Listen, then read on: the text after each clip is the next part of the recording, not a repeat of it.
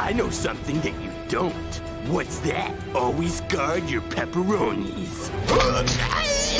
Remember when Regular Show had a movie? That was crazy. Let's talk about that. Now look guys, in my humble opinion, Cartoon Network had the best TV movies compared to their rivals, Nick and Disney. Sure, Nick had some theatrical releases, actually a lot of theatrical releases, wow. But no one did the TV movie better than Cartoon Network. Now after a while, they slowed down with these movies drastically, namely in the 2010s. I mean seriously, think about how many Cartoon Network movies you saw in the 2000s. Big Picture Show, Ben 10 Secret of the Omnitrix, Billy and Mandy's Big Boogie Adventure, the list goes on. But you can count how many came out in the 2010s on one hand. Sure, we had stuff like Fire Breather, Level Up, Johnny Bravo Goes to Bollywood, and Ben 10 Destroy All Aliens, but they're all strange exceptions in their own way, namely being co-productions and not being based off of a currently running Cartoon Network property. Also, Level Up was just really bad. For a while, the last big Cartoon Network TV movie we had was Ed, Edd n Eddy's Big Picture Show in 2009, which actually concluded the series. That movie was incredible and definitely deserves its own praise on a separate occasion, but it wasn't until 6 years later in 2015 that we finally got a new Cartoon Network movie based off of a currently running series, that series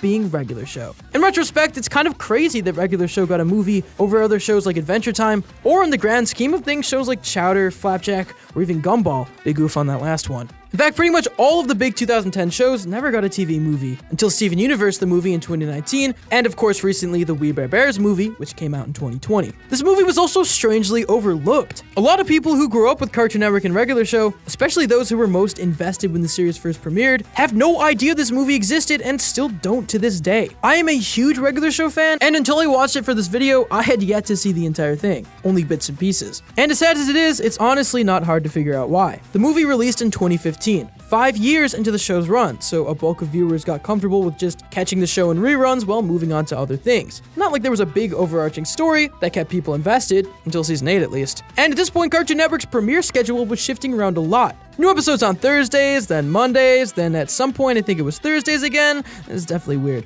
Also, this movie released digitally and physically a substantial amount of time before premiering on TV, releasing on iTunes and other platforms on September 1st, 2015, and releasing on DVD on October 13th, 2015. And it didn't even premiere on television until Thanksgiving weekend, November 25th, 2015. So what happened was every Regular Show fan who cared enough found a way to watch it in the 2 months before it aired on TV. And animation didn't have a big enough social media presence for word to spread like wildfire when it originally dropped. That being said, it's far from a flop. Its premiere was viewed by over 2 million viewers. Those weren't the strongest numbers at the time, although I'm sure networks would kill for numbers like that today. But for all of those circumstances, it could have been much lower. And I can't stress enough how big of a deal this movie actually was for the show and Cartoon Network as a whole. This movie was in theaters. I mean, limited release, but still. The film premiered at the LA Downtown Independent on August 14th, 2015, which lasted until August 20th, 2015. Screenings also continued at select Alamo Drafthouse cinemas across the US, the SVA Theater of New York, and at the Cinema Montreal, Canada in October 2015. And I think this is worth noting, it was the first and currently only Cartoon Network movie to be recommended for an Academy Award, Best Animated Feature. But that's seriously impressive. So with all this talk about the movie, I'm sure you're wondering, what would a Regular Show movie even be about? And that's where things get interesting. When it came time to make the movie, Regular Show was in a bit of a pickle. See, they already gave us a story that would have worked as both a series finale and a movie, yet ultimately just serving as a 22-minute special and season 4 premiere, that being Exit 9B. This is important to touch on because honestly, it claimed a lot of concepts and ideas that would have been great for the movie. In summary, Exit 9B introduced Thomas, the park was destroyed and in danger of being transformed into a highway, there was elements of time travel with Mordecai and Rigby escaping the initial attack on the park and going 2 months into the future, there was an amnesia storyline as the park gang had their memories wiped and assigned new jobs, Muscle Man was a professor, I'd like to see an entire movie about that honestly. The cherry on top is that the villain of the episode was revealed to be Garrett Bobby Ferguson Jr., son of Garrett Bobby Ferguson. If you don't remember, Garrett Bobby Ferguson was the giant floating head that Mordecai and Rigby defeated in an arcade battle back in season 1. He's liberally based off of a real person who was the champion of Donkey Kong. There might have been a lawsuit, I don't know. But things get real when he gets summoned from beyond the grave, along with practically every antagonist in the series up until that point. But then it gets even crazier, with Skip summoning a bulk of their god tier allies.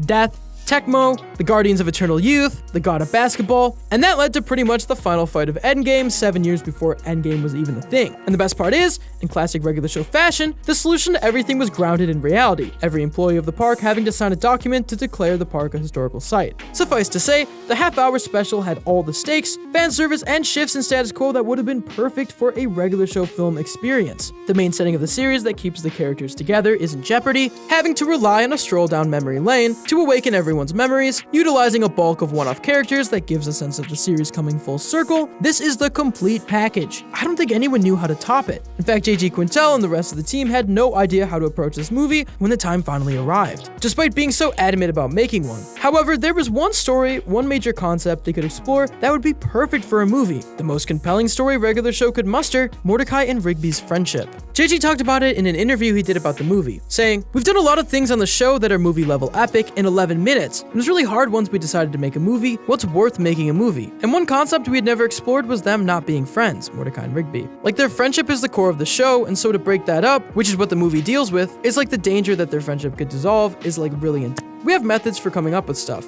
I mean, in our writer's room, we play a game. It's like a title game, where you put a title to an episode, everybody puts a couple into a hat, and then you draw the title out, and for 2 minutes type an episode, and then another one, another one, another one. Then in an hour you have like 150 episode ideas, which are all bad. But you find some gems in there, and you talk about those gems, and be like, oh, this could definitely be an episode with Mordecai and Rigby, or this could be a Skips episode. And we keep playing the game and finding those episodes that make us excited. We definitely have to throw away a lot more now, because it's like, nah, we already did that. We already did that episode. So it's harder the longer we go, but I don't think we'll ever run out of ideas. So what idea did they settle on? Well, regular show the movie is focused on Mordecai and Rigby's relationship being put to the test in a time travel story. Taking place between seasons 6 and 7, it sets the stage for the following season's Rigby-centric arc. In a super sci-fi future, Mr. Ross, Mordecai and Rigby's high school science teacher and coach, has conquered the universe with his time NATO. The time NATO itself actually appeared in a previous episode, A Skips in Time. Although the park gang leads a rebellion against Ross, in which we see the future park gang get killed off one by one, future Mordecai stands by his side after learning of something terrible Rigby did in the past. The mission quickly escalating into a shootout between future Mordecai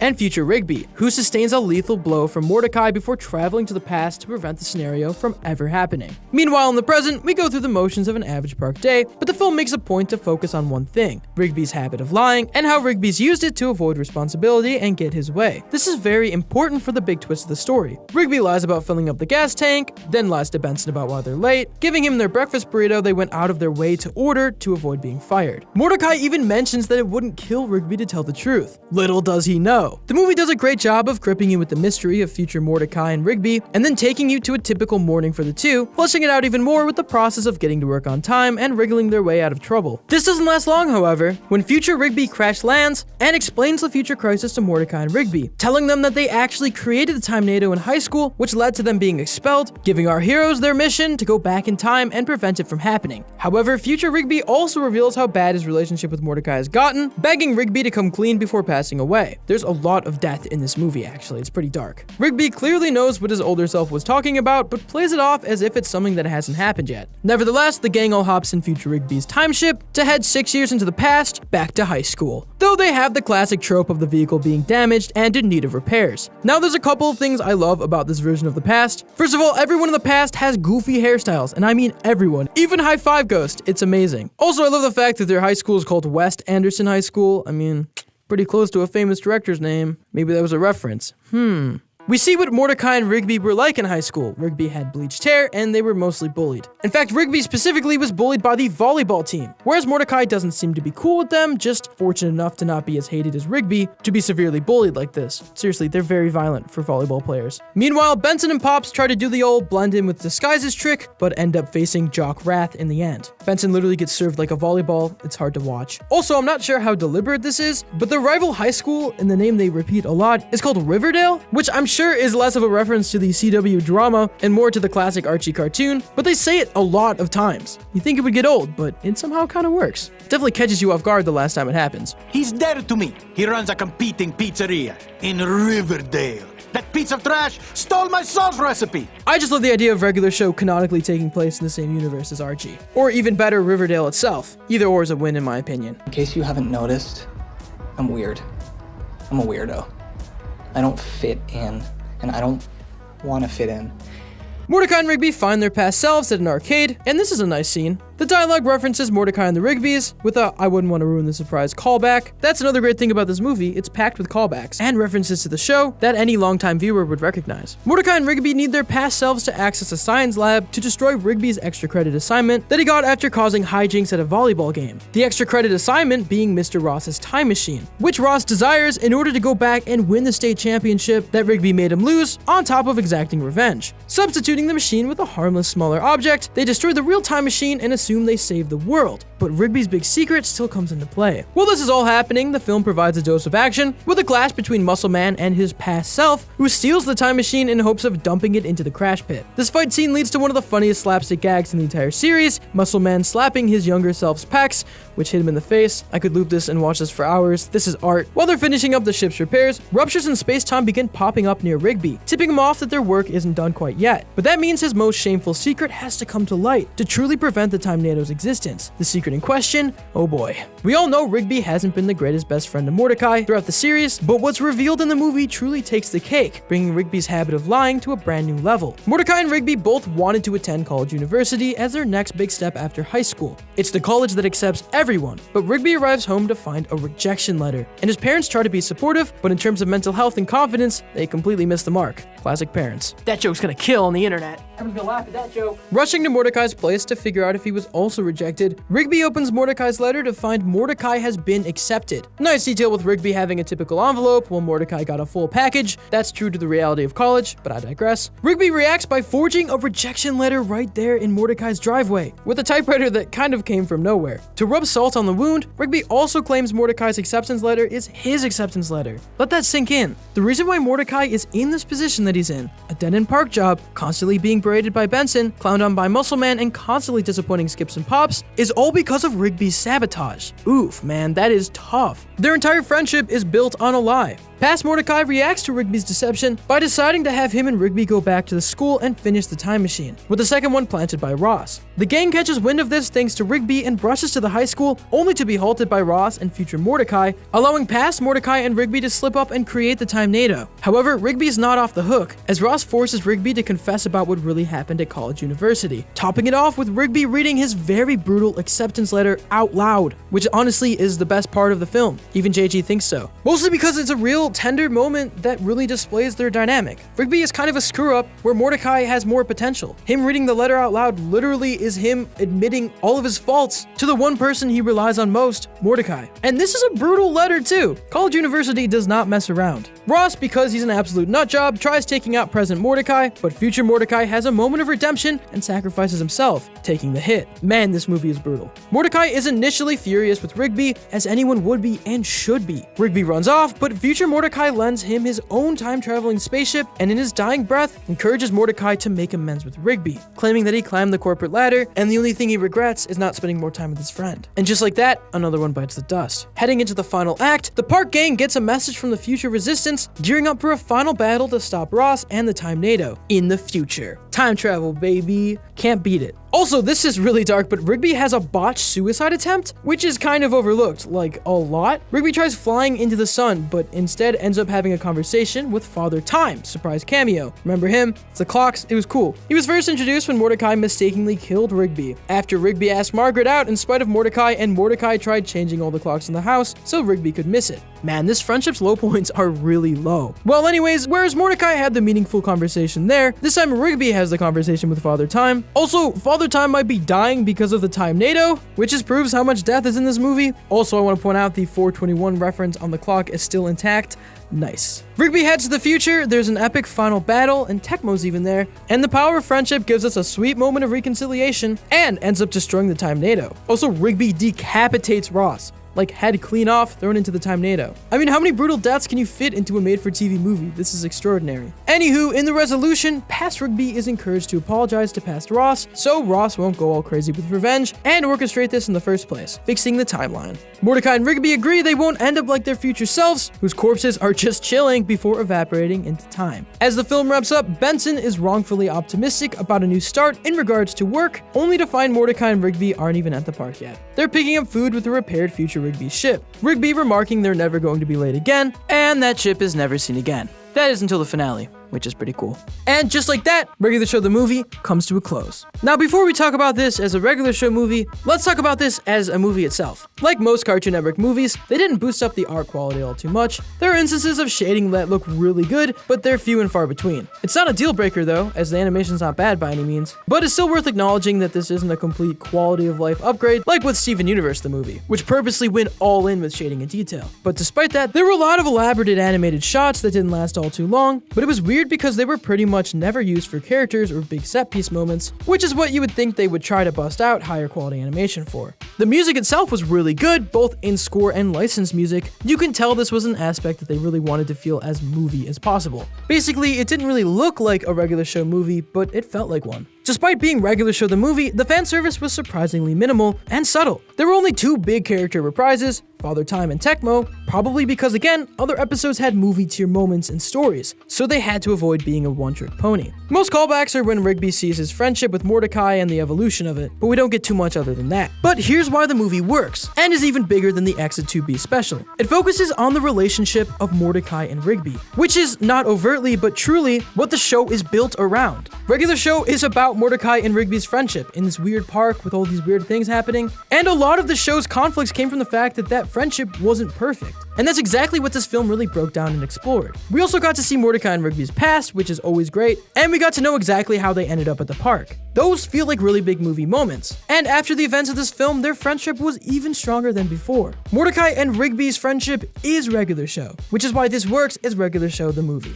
All in all, it's a great watch. It's not reinventing the wheel or the greatest thing Regular Show has to offer, but that's only because there's so many great episodes and moments before and after this film, and they couldn't go as crazy as they did with the finale. This movie really isn't meant to be anything more than a grand Regular Show adventure, and that's exactly what it delivers on. It's worth a watch if you haven't seen it, even with our spoiler-filled video. Right now it's available on HBO Max, and I'm sure you can rent it other places. Maybe you can break into a movie theater and try to play it on the big screen yourself. They're all kind of abandoned right now anyways. I don't condone that, by the way. Just sounds fun. When you think of Regular Show, what comes to mind? Is it the wacky misadventures, the comically high stakes, the countless niche references to obscure things from the 80s, which is now like 50 years ago? Or is it that mid-hot dog water romance subplot arc that they tried to pull off? Okay, I'm being a little mean. Honestly, it wasn't even that bad. But most Regular Show fans agree, the Mordecai dating arc that happens in the show was one they probably could have skipped. It's at least divisive. I mean, the show even makes fun of itself for doing it later on, so... But when Mordecai started dating Margaret, things leveled off a little. I was always more of a CJ fan myself.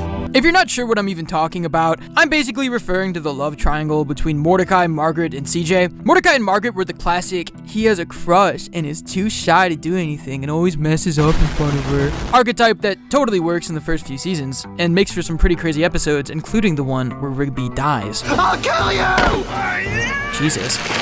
But as the show went on and they got more and more episodes, developed the characters further and further, it made sense to develop the relationship too. And this is honestly something I applaud the show for, as Margaret and even Eileen become basically main characters by the end of the show, even getting solo episodes of their own. We even get to see their apartment, which is cool. Looks like a fun place to hang out. However, in a show that focuses on simple chores turning into deadly laser fights, the attempt to create an emotional focus on Mordecai's simpy relationship drama, it just wasn't hitting for some fans, and they gave this arc quite a few episodes. Regardless, rewatching the episodes, I'm enjoying them way more now. But that's not what we're here to talk about today, no sir. Instead, I want to play a little devil's advocate. See, Mordecai got a pretty bad rap by the time this storyline was over. He kind of came off looking like a bit of a toxic person, at the very least, a really shitty partner.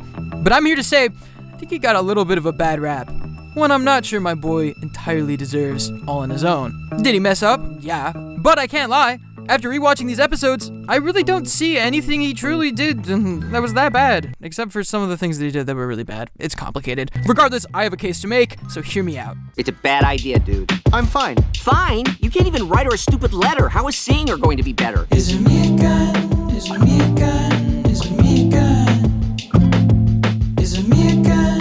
Is it me again? Is it me again? Don't tell me you're fine, 'cause we both know that you're lying. Is it me again? Is it me again? Is it me again?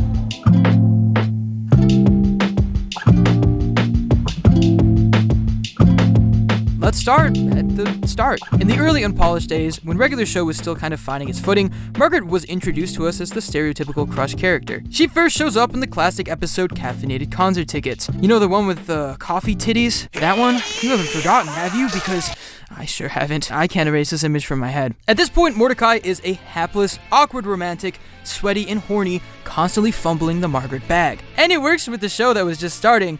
But yeah, as they went on, they start to develop these characters, and in turn, their relationship. And it's really cute to watch, I can't lie. All their little moments when they're exploring the abandoned zoo just gives me the warm fuzzies. I mean, the camping trip, come on now, have a soul, that was adorable. But this dynamic couldn't last forever. Eventually, something had to happen here. The appeal of will they, won't they, is that eventually they either will or won't. So by the end of season 4, the show finally gave the fans what we wanted to see. Our two little lovebirds finally got a kiss. Hell yeah. Look at him go. But unfortunately for the shippers out there, that's all we get. When Mordecai finally goes to ask her out, she turns him down because she's going off to her dream college. Also makes it more confusing. How old are they supposed to be in the show? I could never figure that out. Naturally, Mordecai is heartbroken, and we see his depression arc, which is, I don't know, it's as entertaining as you make it out to be. But that makes it hard to judge if Mordecai is a good or bad boyfriend per se. I mean, he never really is one. With Margaret. Dun dun dun! Do you hear the drums in the distance, bro? The war march is coming. But I'm getting ahead of myself. We can look at his actions leading up to it, and yeah, I mean, he was still kind of sucky here. I mean, and yes, dude, yes, he literally assumed Margaret is getting engaged off of, like, zero information, and decides to get back out in the dating world, and that's where we get introduced to CJ. This poor person. This man literally screws up so bad that CJ almost destroys the entire coffee shop. But hold on now, did he screw up? I mean, looking at this objectively, this feels like a lot more of an overreaction on CJ's part, something that doesn't really go away as the series goes along. And honestly, every single time Mordecai quote-unquote kind of screws up, it's really mostly him just trying to do the right thing and then it horribly backfires. Like in Butt Dial, he records a super embarrassing voicemail to Margaret and tries to delete it. But if you're telling me you wouldn't do the exact same thing, bro, you are lying. Especially in the chaotic world the show takes place in, nah, you're lying to yourself. The only legitimate L is in Do or Diaper, when he makes a bet with Muscle Man about taking Margaret out on a date, like that classic trope. Why would you fall for that, my guy? That never goes well. It backfires, obviously, but Mordecai takes it on the chin, apologizing and everything, and even eats the punishment, like a real Chad. He's even pretty level-headed when Margaret goes away to college. Sad, obviously, but far from the toxicity that he could have been. This is a dramatic situation. Big life change stuff, and he wasn't selfish at all. Point for him, man. But it gets so much worse. Mordecai is a catch, bro. It only makes sense that he bounces back and finds another baddie. But their relationship is filled with tragedy after tragedy. It's hard to watch. For instance, in the episode Merry Christmas Mordecai, they have this Christmas party, right? And Margaret gets invited, causing Mordecai to absolutely freak out because his current girl is there. It's just schmessy. I don't know why Margaret would go, to be quite fair, but okay. But then you mean to tell me that these two managed to accidentally kiss? Record scratch, stop, pause. That is not a thing that happens, bro. And then Mordecai tries to act like it's no big deal. I'd be on my hands and knees at this point. I'd be like, the universe wants me to lose. Either you believe me or you don't. The only episode where Mordecai really gets benefit of the doubt and CJ looks bad is the helicopter episode where Mordecai goes to Margaret's birthday party and just really doesn't want to because of everything that happened, but still does. And the whole time he's trying to stay away from Margaret because he knows that something's gonna happen. But the universe just simply won't allow it. Like, nah, you two are getting into some shady shit. Just watch. They both end up in a helicopter together, and then the helicopter moves and they fall onto each other, and it's just like, this is too much at this point. CJ obviously freaks out, but like almost kills them, so like she officially loses all her leverage. And then that time she admits that she overreacted. And yeah, she definitely has anger issues, even though it did look bad. At this point, I just feel like Margaret and Mordecai are tag teaming their horribleness. Like on Not So Great Double Date, they go on a double date, which is beyond a bad idea. Like they just need to move to different cities at this point. And yeah, it backfires. Of course it does. Margaret realizes she has feelings for Mordecai, and who gets hurt again? CJ, every single time. My lord. This all peaks in the worst possible way in the aptly named episode Dumped at the Altar. I mean, can you guess what happens? They even managed to bring Muscle Man into this because this all takes place at Muscle Man's wedding. Mordecai realizes that he loves Margaret at Muscle Man's wedding during their vows, and then he literally hijacks the whole speech during the most important part to confess his love for her. Meanwhile, CJ is literally in the crowd. Leave this woman alone, bro. Leave this woman alone. Not only is this beyond cold to CJ, right? And also super embarrassing for her, bro. It's like, it's not even funny, but it's really funny. But this even screws on Muscle Man. Like, this is his big moment. He's literally declaring his vows to the love of his life. And Mordecai literally uses it to make it about him and hurt somebody else completely. Yeah, so unsurprisingly, this is where their horrible time ends. All this pain, all this suffering, it was hard to watch, but it was worth it because in the end, Mordecai and Margaret finally get together, right? At this point, in the most unsatisfying ending literally ever, this is the end of their relationship, for the most part. Like, Margaret and Mordecai will have some romantic moments, and everything builds up to these two finally getting together. They just don't. Like, there's an episode where they see their future, they see that they have kids in a happy life and all that jazz, but then once they see that, they just decide not to. Bruh, I don't even know what to say. I'm tired. Do you hear me in my voice? My voice is tired. After that, Mordecai literally remains pretty much single for the rest of the series. To me, this feels like the show basically saying, we're sorry for doing all this relationship stuff, we're gonna stop now. And then after that, it basically just goes back to being regular show, nothing crazy. And yeah, Margaret and Eileen are just kind of like main characters, especially because Eileen and Rigby start dating with literally zero drama. Maybe there's a lesson in there somewhere, bro. I mean, there's some relationship stuff with Benson later, and that's like mixed in with the space arc. It's cute, I'm into it, but that's a separate video, bro. I don't even want to begin thinking about Benson's romance life. That just seems depressing. Oh yeah, speaking of that, when they do get space napped, Margaret yells for Mordecai, so maybe that says something, but when they get back, she doesn't even care, so yeah. I wish there was more for me to say, but after this whole arc, after all that messiness, Margaret and Mordecai, they're just friends. Super dope. So the final nail in the coffin for all of this is the finale, obviously. The show does like a full completion of all the characters. It's showing them growing up after the event of the show. It's really cool. And eventually, we see an older Mordecai who does in fact fall in love and gets married. He even has a few kids. Don't want to think about that. But yeah, it's just not with Margaret. It's with this random girl. Good for him. I don't know. They look happy. The show confirmed later that they're still friends and even kept in touch. And I think the point of the houseboat episode was literally to close the arc and then just move on. Like, it gave the fans exactly what they wanted to see, them dating, them happy, whatever, and then they decided to just not go for it. I mean, I'm not mad at all. It's kind of like a more realistic story. It does make everything before that a whole lot messier though, especially when people were already like not really messing with it. But in a weird way, I would say Mordecai and Margaret are one of the best love stories. It's a messy but real one. A lot of conflict and a mediocre ending. But the entire thesis, the crux of this video, let's answer this question. Was he a bad boyfriend?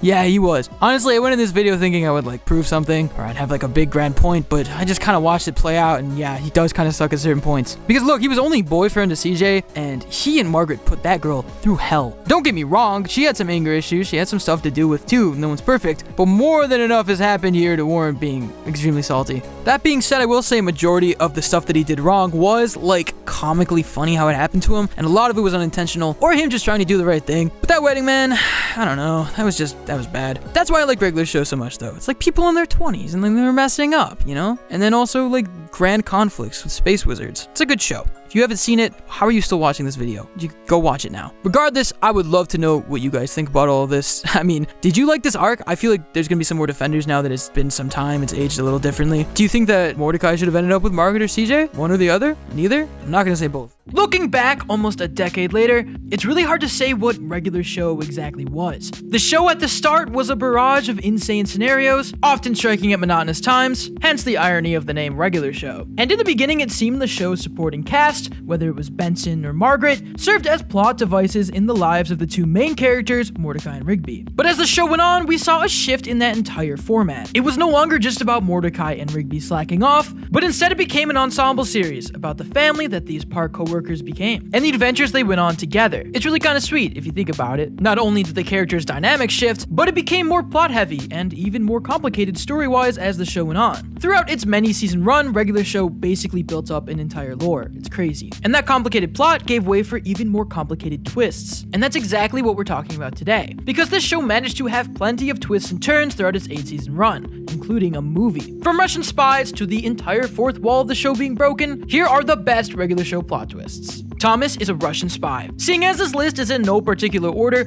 let's look at one of the biggest bombshell twists the series had to offer, the character of Thomas the intern. Originally added as a way for the show to convey that Mordecai and Rigby were climbing the corporate ladder, so to speak, along with the writers all having shared internship experiences, Thomas the intern first joined the park after a massive regular show special, Exit 9B. His role was minimal at first, usually serving as a punching bag for the others, as he was the smallest in the park food chain, which honestly is all too common for an internship position. But with enough time, he soon became an integral part of the park's operations, showing up in many episodes and just becoming a main character, which is why this twist was so shocking. See, Thomas wasn't always even meant to be a spy. That was something that was decided later, which means this twist has pretty much no grounds other than the fact that regular show is crazy and they wanted to make him a Russian spy. And I'm glad they did it, because this turned out to be one of the weirdest and most entertaining plot points the show could have possibly given us. It all began when Rigby noticed strange things happening with Thomas, like him literally fighting in a ninja suit at night, which, yeah, that's a little suspicious. I don't think he's cosplaying out there. He tries to tell the crew the next morning, but literally nobody believes him, which honestly, why would they? Especially since every attempt to expose him only makes Thomas look more normal, like the incident with the laundry bag. But eventually the cover is blown, and they catch on, when a literal CIA agent falls out of their cupboard. I don't know what Thomas's plan was here.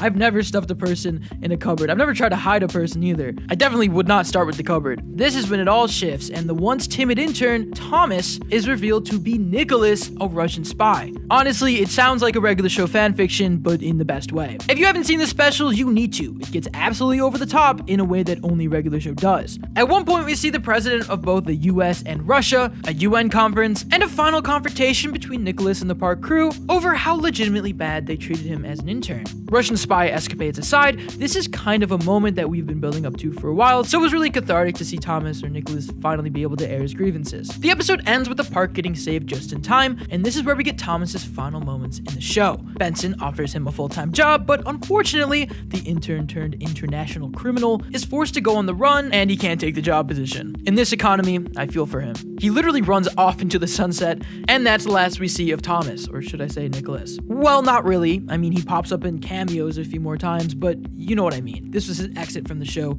as a main character, and a main character he was. It's honestly pretty ballsy of them to just write him out of the main cast after adding him naturally over time. Still, this twist is beyond unexpected. It's just plain goofy, honestly. Despite that, though, I would say that it works. It's definitely entertaining. Of course, only in regular show would the timid intern really be an international Russian spy. That's just too perfect. Also, side note, way too many global events happen in this specific park, I swear to God. Hey Benson, could you tell me how the park electrical grid works again? Sure.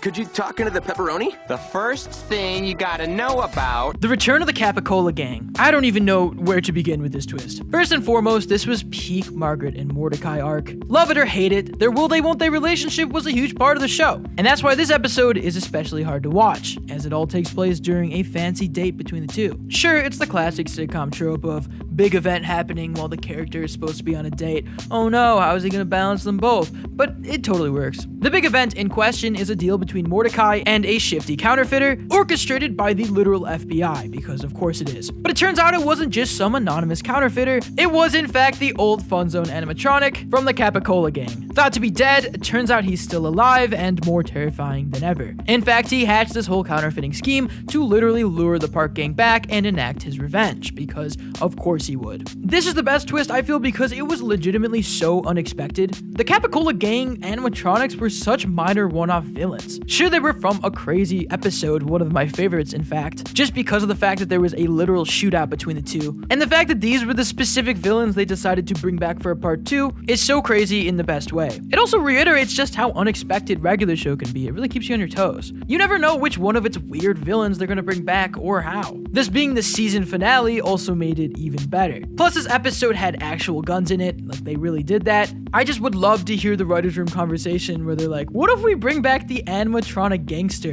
We simply could not resist leaving it off this list. School is overrated! I didn't go to school and look at me!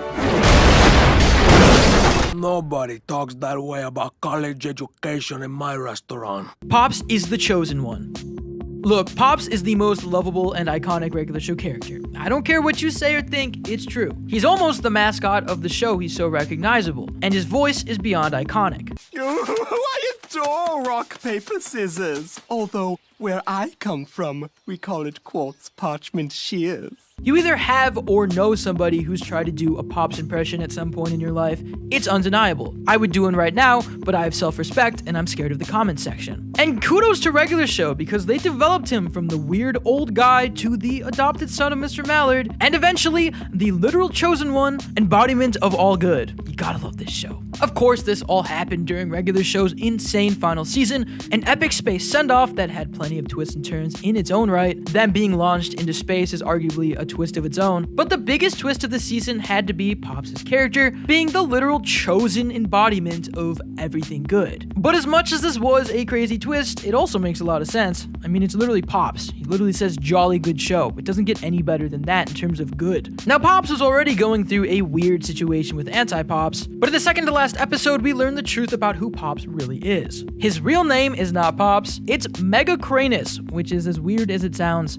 Megacranus. Pops is the quote ultimate creation of the universe, a creation so perfect that when he was created, the universe was forced to balance itself out, hence Anti-Pops. It's a whole good versus evil situation. Keep in mind this lore was all delivered by the other failed iterations of Pops. I swear this is Pops from that pilot video that JG Quintel did, but I can't confirm it. That's when it's revealed that the entire Park gang were predestined to take part in an epic fight of good versus evil, with Pops and Anti-Pops at the center. It turns out they fought countless times before, going back billions of years. This news changes Pop's entire character, and is sadly the beginning of the tragic end. Despite the Park gang trying their best, Pop ends it once and for all by sacrificing them both. And this is the part where it's okay to cry. I definitely do. Look, regular show is all about taking regular things and blowing them into dramatic proportions. And that's exactly what they did with Pops. Goofy, eccentric old man turns out to be the literal physical embodiment of all good in the world and the universe's most perfect creation. Plus, it created a pretty solid final battle storyline for the entire show. As one-off as regular show was, this was pretty much the best way to put a tight little narrative bow on the entire show, and it made it really seem like the show was building up to something. In this case, one final battle, good versus evil. But if you were to say you saw this coming from season 1, you're definitely lying. I know you're sad, but I promise this is a happy ending. Take care of each other. Goodbye. Rigby forges Mordecai's college rejection letter. This is one of the saddest twists in the series, as it ultimately shows us that the entire show is built on a lie. This all happens in the regular show movie, which if you haven't seen it, it's definitely worth a watch, in which Mordecai and Rigby's relationship and friendship was the center focus of the film. And what way to showcase their early relationship than with time travel, which is basically the main plot device of the film. I'm glad they did it this way because it lets us look at the origin of Mordecai and Rigby and even their sad future. The whole thing kicks off when Rigby comes from the future so that they can make sure it never happens by changing the past. It's a whole thing, time travel is confusing, but the big twist is revealed near the end of the movie. That twist being basically the whole reason that Mordecai and Rigby are working their dead-end park job is because they didn't go to college, because neither of them got in. But that's not the case as it turns out. We found out that Mordecai did in fact get into college, something he never got to know because Rigby interfered with his entrance letter after discovering that he himself didn't get in. He basically lied to Mordecai and tricked him into thinking he wasn't accepted. Their entire relationship, the focus of the entire show, this park job, is built on a lie, on Rigby ruining the future of his best friend. It's hard to have a bigger twist than that, honestly. This is extra sad because it taints all of the adventures the two had over the years. Now we know that this wasn't Mordecai's set path, but instead, he was thrown off his path in life, all because his best friend was being selfish and scared of them growing apart. Not to mention the fact that Rigby looks legitimately horrible. This is pretty irredeemable for him. I mean, there's white lies and then there's destroying your friend's entire future. They eventually patch it up and Rigby even gets redeemed, but this is still a revelation that changes the entire fabric of the show and a twist that I did not see coming. You're not my friend. All you've ever done is hold me back, and I'm the idiot for not seeing it until now.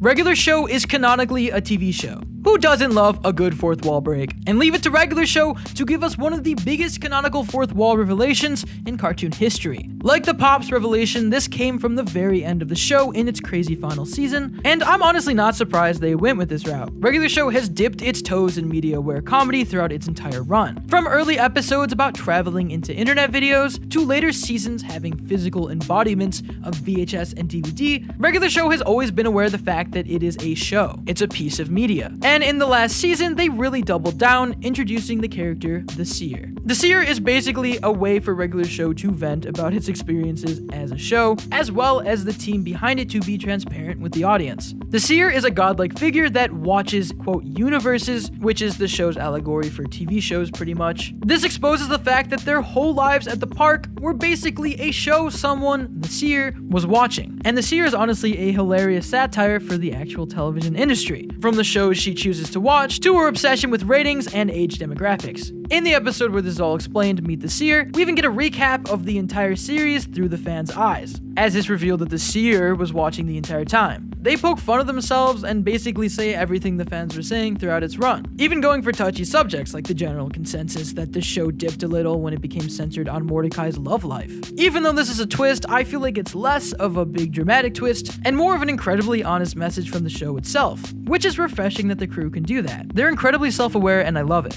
But it can't be understated that this was a huge twist for the show. It didn't just break the fourth wall, it actually obliterated it in a way that only regular show can. You don't know me. Oh, muscle man. Always so brash. You know who else is always so brash? I don't know what you're talking about, lady. My mom. Whoa, bro. And finally, the last twist of the series, regular show is a VHS tape Pops is watching from heaven. We already watched one weird godlike figure watching regular show, why not throw one more instance of that in at the very end? This twist comes at the end of the series, like the very end, the last shot of the show. That being said, there's really not too much to it, so let's do a quick recap. Pops tragically dies in the final battle of the show between good and evil. Yes, I cried, you probably did too, I hope, unless you're a sociopath. We watch the characters live out their lives growing up, which is super cathartic as a viewer. And finally, the last scene shows a much older Mordecai and Rigby reflecting on their youth on the same park stairs they sat at so many times before. This is such a perfect period to end the show on, but it doesn't stop there. They throw one last twist at us. The absolute very last shot of the film reveals that everything we had seen was being watched by Angel Pops in heaven. He was watching over them all as they lived their lives. And then, in the final moment, the show itself pops out on a VHS tape. This raises so many questions. Is that a VHS tape in the theme song?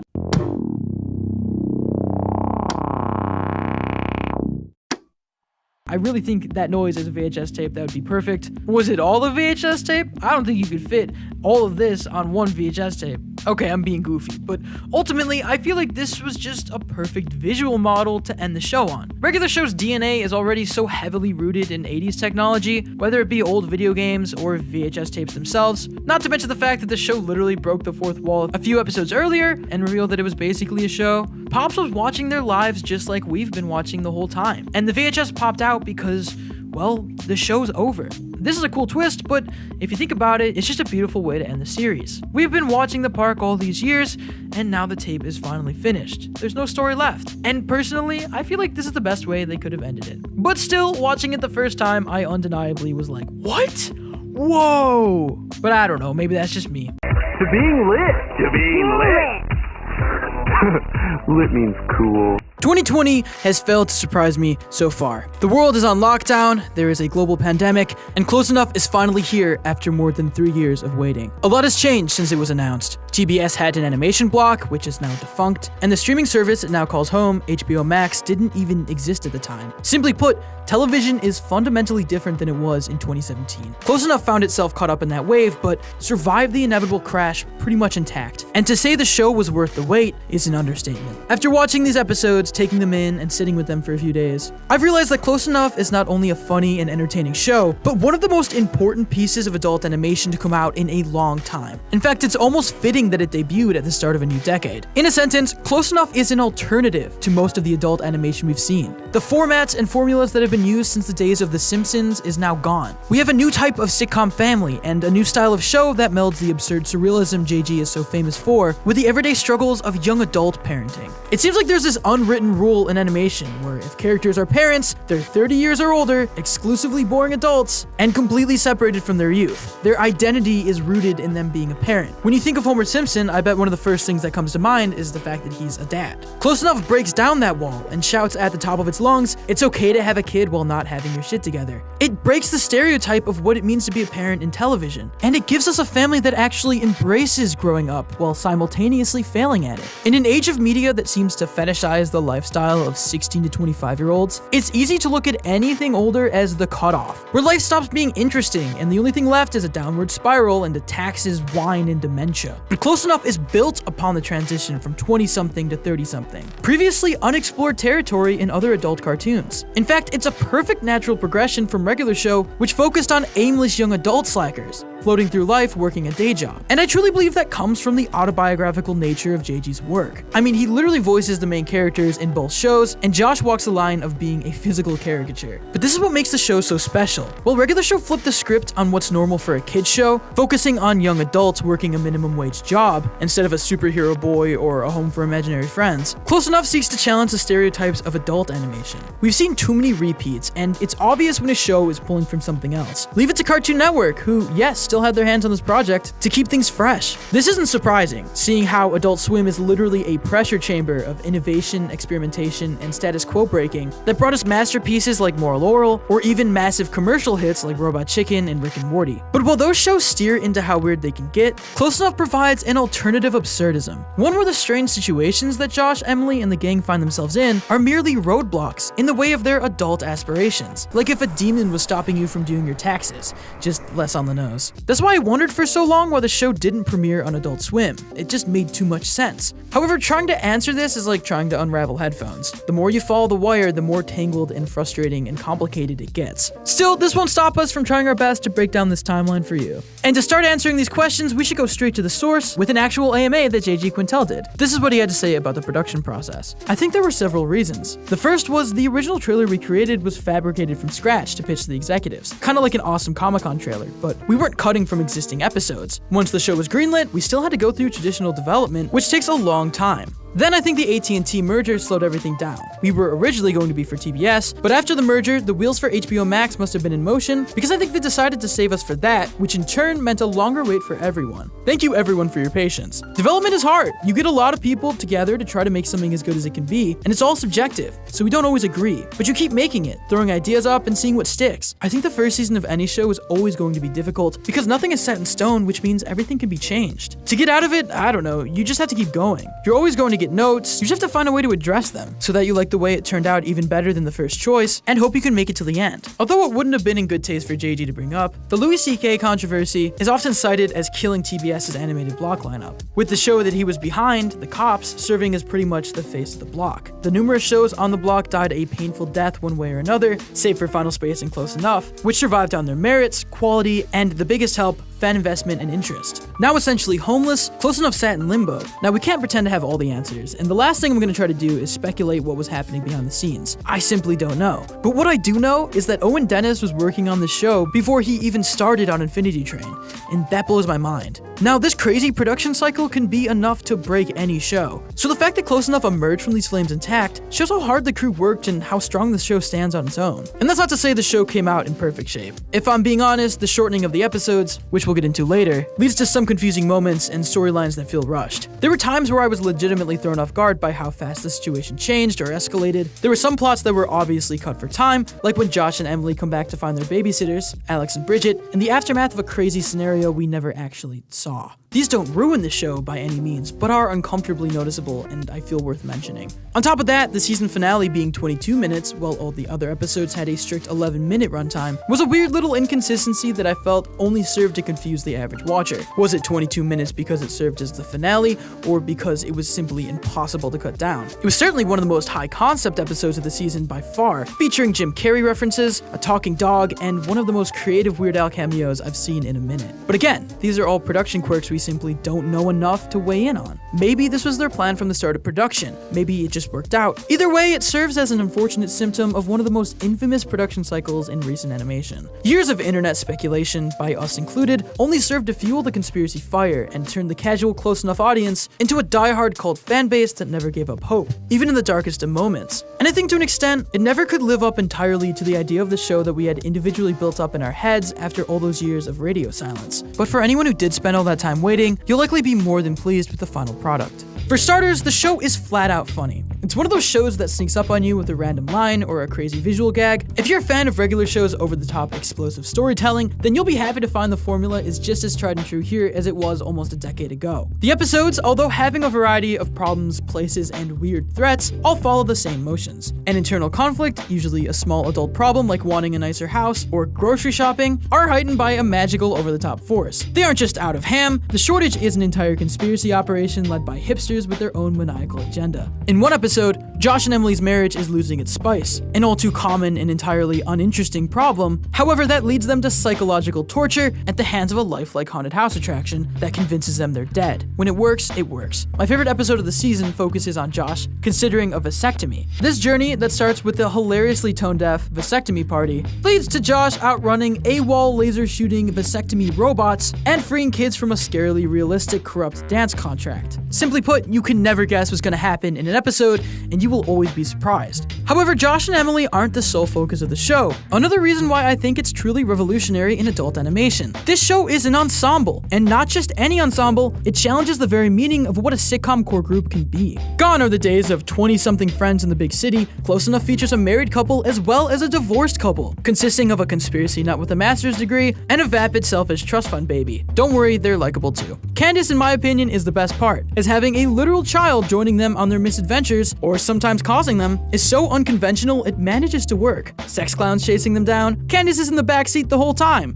Just don't think about it too much. At first, Alex and Bridget seem to only support Josh and Emily in their solo problems, but they manage to have their fair share of crazy problems themselves, and the show puts a focus on the complexities of divorce in a healthy way. There's one episode where they're both separately dating a conjoined couple, and of course things get messy, but that's what Close Enough does really well. It uses crazy, weird concepts to highlight real human problems. The focus of this episode, how to get along with an ex. The concept of them living together to save money on rent makes it all the funnier, as their living situation is beyond conventional and not even entirely safe. No matter what happens, they usually end up coming together at the climax, as their individual problems revel into each other in a way that isn't always believable, but is always entertaining. Bridget is about to be turned into a mannequin when their monitor breaks down. Luckily, Josh happens to be fixing TVs at the time. And no matter what, it's always a joy to see these characters interacting. They are, in a weird way that you're not entirely comfortable with, a family. Also, it makes LA look shitty, which I love. It manages to keep the spirit of why a regular show works so well, while managing to be more accessible and entirely unique to its own. Now, somebody might be quick to compare this to regular show. Honestly, watching it, it feels like the same show, just with a different set of characters and a different premise. But there are plenty of differences and things that make Close Enough stand on its own that I want to highlight. Regular show always felt more adult than most Cartoon Network shows, but it got away appealing to its target demographic by making Mordecai and Rigby immature slackers who neglect responsibilities. But over the course of the series, they grew as characters. For all intents and purposes, regular show is a coming-of-age story, and that's where they're different. Close Enough isn't an adult regular show because the characters can swear and show pixelated nudity, but because the topics and problems the characters face are grounded in the reality of adult dilemmas. Take any given episode and they're not setting up chairs, they're dealing with boring adult problems. Josh considers getting a vasectomy. Alex has trouble relating to his students as a college professor. In the episode Cool Moms, Emily has trouble interacting with other moms. They get away with tackling these more adult themes by making the characters interesting and eventually ramping up these situations to be as over the top as possible. But at their core, these episodes are still about these problems. Another huge difference is that regular show is board-driven, while Close Enough is script-driven. If you're not familiar with this difference, board-driven means that the episode is written as it's storyboarded. There's never actually a script produced, but usually just an outline. It's an entirely different process than script-driven, which starts with a script that has all of the dialogue and actions, and then is later storyboarded. Now, originally, I feel like this was script-driven because it was intended to be 22 minutes long. Another big difference. Close Enough was supposed to be a 22-minute per segment show, as opposed to 2 11-minute packages in one episode. And like I said before, this does create some problems. For instance, in any given episode, there is a random point where it cuts to black and cuts back in, a byproduct of originally intending to air on TBS and originally being 22 minutes. There are times where it feels rough around the edges, but JG liked 11 minutes more. Somebody asked him about it during his AMA, asking what caused him to change it from 11 minutes to 22 minutes and what challenges came from it. He replied with, "This is true. We started out trying to make a 22-minute series, which I had never done before. At the end of making all the episodes, we got a pretty big note to try cutting them in half. I gave it a shot and actually liked the pacing much better. Those originals had a lot of great stuff, but I think it all played into part of the development of the series." This has me wondering, does this mean there's like hours of Close Enough lost media? Lost episodes, lost B-plots that we'll just never get to see? I'm gonna find them. I'm gonna find a way to get to them. Mark my words. But then there's a chance this stuff could have been cut on the cutting room floor of production in general and never got made. In fact, there's some footage that we've seen in trailers and promotional material for the show that just are flat out missing. Again, leading to my lost media theory. Either way, it just shows again how crazy production can be and how much a show can change during the course of that production. Maybe some people would have preferred it to be a 22-minute segment show, but at the end of the day, I think it works really well as 11-minute segments. Again, besides the little glitches and artifacts from the transition, I feel like they do work a lot better better, though there are times where episodes feel a little rushed because they don't have enough time to naturally ramp it up. For instance, one second Bridge is getting a new job, the next second she's about to be turned into a mannequin, and it all happens pretty quick. Another thing I want to mention that I felt like wasn't an issue but is worth mentioning is the underdevelopment of the characters Pearl and Randy. Pearl is the landlord, so they interact with her a lot. She's often watching Candace, and Randy is her son. I feel like these characters weren't explored or explained as much as they could have been, and I really loved them whenever they were on screen. Randy did get his own cool dinosaur B-plot that led to a bunch of nudity, but yeah, I feel like these characters kind of left by the wayside. Maybe there was more for them in the original cuts, and it wasn't a bad thing. I just am excited to see hopefully more of them in season 2. But you can't argue that this is like regular show because JJ literally explained the challenges that came with the transition, saying in the same AMA, it had its own set of challenges for sure. Trying to crack 22-minute stories versus 11-minute stories was a big one. But as far as coming up with more adult ideas, we've always been thinking that way, and I think it makes it easier to get those types of ideas into the show, having the higher rating. Back in the day, we used to put all of our drawings that we couldn't do on the back of our office doors. Then when tours would come through, we'd have to make sure they didn't close the door for fear of them seeing all of our crazy drawings. Now those drawings are making it into the show. That's another good point. Regular show walked that line of what they could get away with. I mean, there was literally an episode that focused on Mordecai trying to unsee Pops' dick. You can't make that up, they just did it. Also, everyone remembers the infamous scene when Mordecai and Rigby swore. We'd never seen anything like it on Cartoon Network before. It was truly a new era. You could always tell, especially with the soda can thing, that they had to take some of their more edgy ideas and soften them up for the children audience. But now they can do whatever they want, and believe me, they do. The show is pretty raunchy, and like I said, when it works, it works. There are some times where a joke doesn't land, or it comes off like they're being inappropriate just because they can, but those moments are far and few between, and usually you don't even notice it. As a viewer, I'm just glad they weren't held back, trying to tell the types of stories they wanted to. Talking about the differences between scripting and storyboarding, and weighing in on the fact that he's a voice actor himself, JG said, "We're a scripted show, so everything gets written out, and we read it and give notes. Sometimes, if you have a really good idea for something, you tell the story verbally, and it can be worked into the script. Then we get it recorded, and the voiceover talent brings it to life. Sometimes the way they read a line, or ad-lib stuff, can make us rethink the way the joke could work. The board artists draw it all, based off those recordings, and then they pitch their boards, and we'll make changes there too. Sometimes based off of a visual only, nothing that would have been in the script. When that happens, I just like to quick draw it on some post-its, or go off the board a bit, because I know the drawings will be funnier than me trying to explain it. Sometimes this doesn't work, and it was only funny to me, but that's cool too." So despite this show being a different process production-wise, it sounds like the team really knows what they're doing. And this makes sense, as the Close Enough team is clearly made up by a lot of talented individuals. Now, despite all the differences with this show, Close Enough doesn't completely turn his back on its regular show origins, including plenty of secrets and Easter eggs in the show. JG said, "We did our best to hide a bunch of regular show Easter eggs. I saw that someone found my favorite one, which is in Skate Dad, the bit where Candace is picking which skateboard she wants. When it cuts on that board, you gotta play that sound backwards to find the Easter egg. The Easter egg in question literally says buy regular show DVDs, which is just the best reference they could have possibly done. But on top of that, we see regular show characters hidden in the wallpaper of their home, and one episode literally opens with the park house. Like, yeah, they just really went for that. There are other moments where there's like a blue jay, and I'm pretty sure it's a regular show nod, but I don't want to read into it too much. But the bottom line is, this show isn't regular show for adults. It's JG Quintel making an adult show. You don't call Futurama Simpsons in space. That would be dumb, and you would look stupid. Voicing both of the main characters is pretty bold, but hey, he can perform. Kudos to him. So with all of this being said, and all this ground covered, what is the future of Close Enough? It's here, it's out, what's next? Well, crazily enough, this isn't the only season we're getting. Season 2 was greenlit before the show even premiered, and has been in the pipeline for a long time. And seeing how far ahead the animation process is, perhaps we might even get more seasons. Season 1, like he said, was the hardest to make, so it would make sense they would have the roughest edges, but I really feel like by season 2, they'll have their style down, and they'll know exactly what kind of show they're making. Some questions still remain, like whether they'll switch over to full 22-minute episodes, assuming season 2 and beyond was greenlit without TBS's involvement. Though there's a chance they could keep the current style of 11 minutes with half hours here and there. Another thing that was discussed was the potential of holiday specials. JG said in the AMA, "I would totally do holiday specials. It will be a bit weird since it all does get dropped, but the audience can decide when to watch those episodes, so I think it would be alright."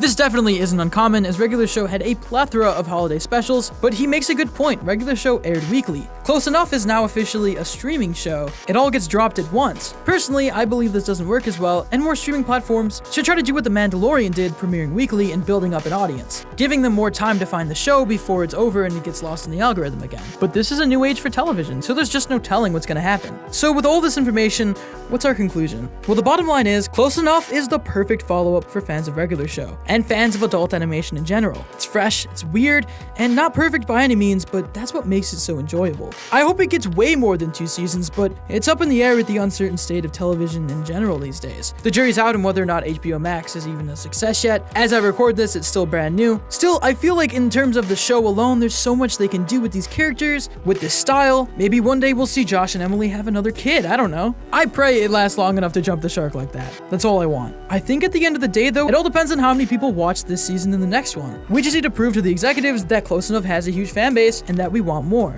And I really feel like when season 2 comes out, the show will have a more solid grasp of what it wants to do, and it will be the best version of itself. Still, no matter what happens, it's enough to just enjoy these episodes, as they prove that adult animation is a versatile genre that's always changing. It just takes an original idea, a talented crew, and sex clowns. And that, dear viewer, is exactly what I want to leave it on.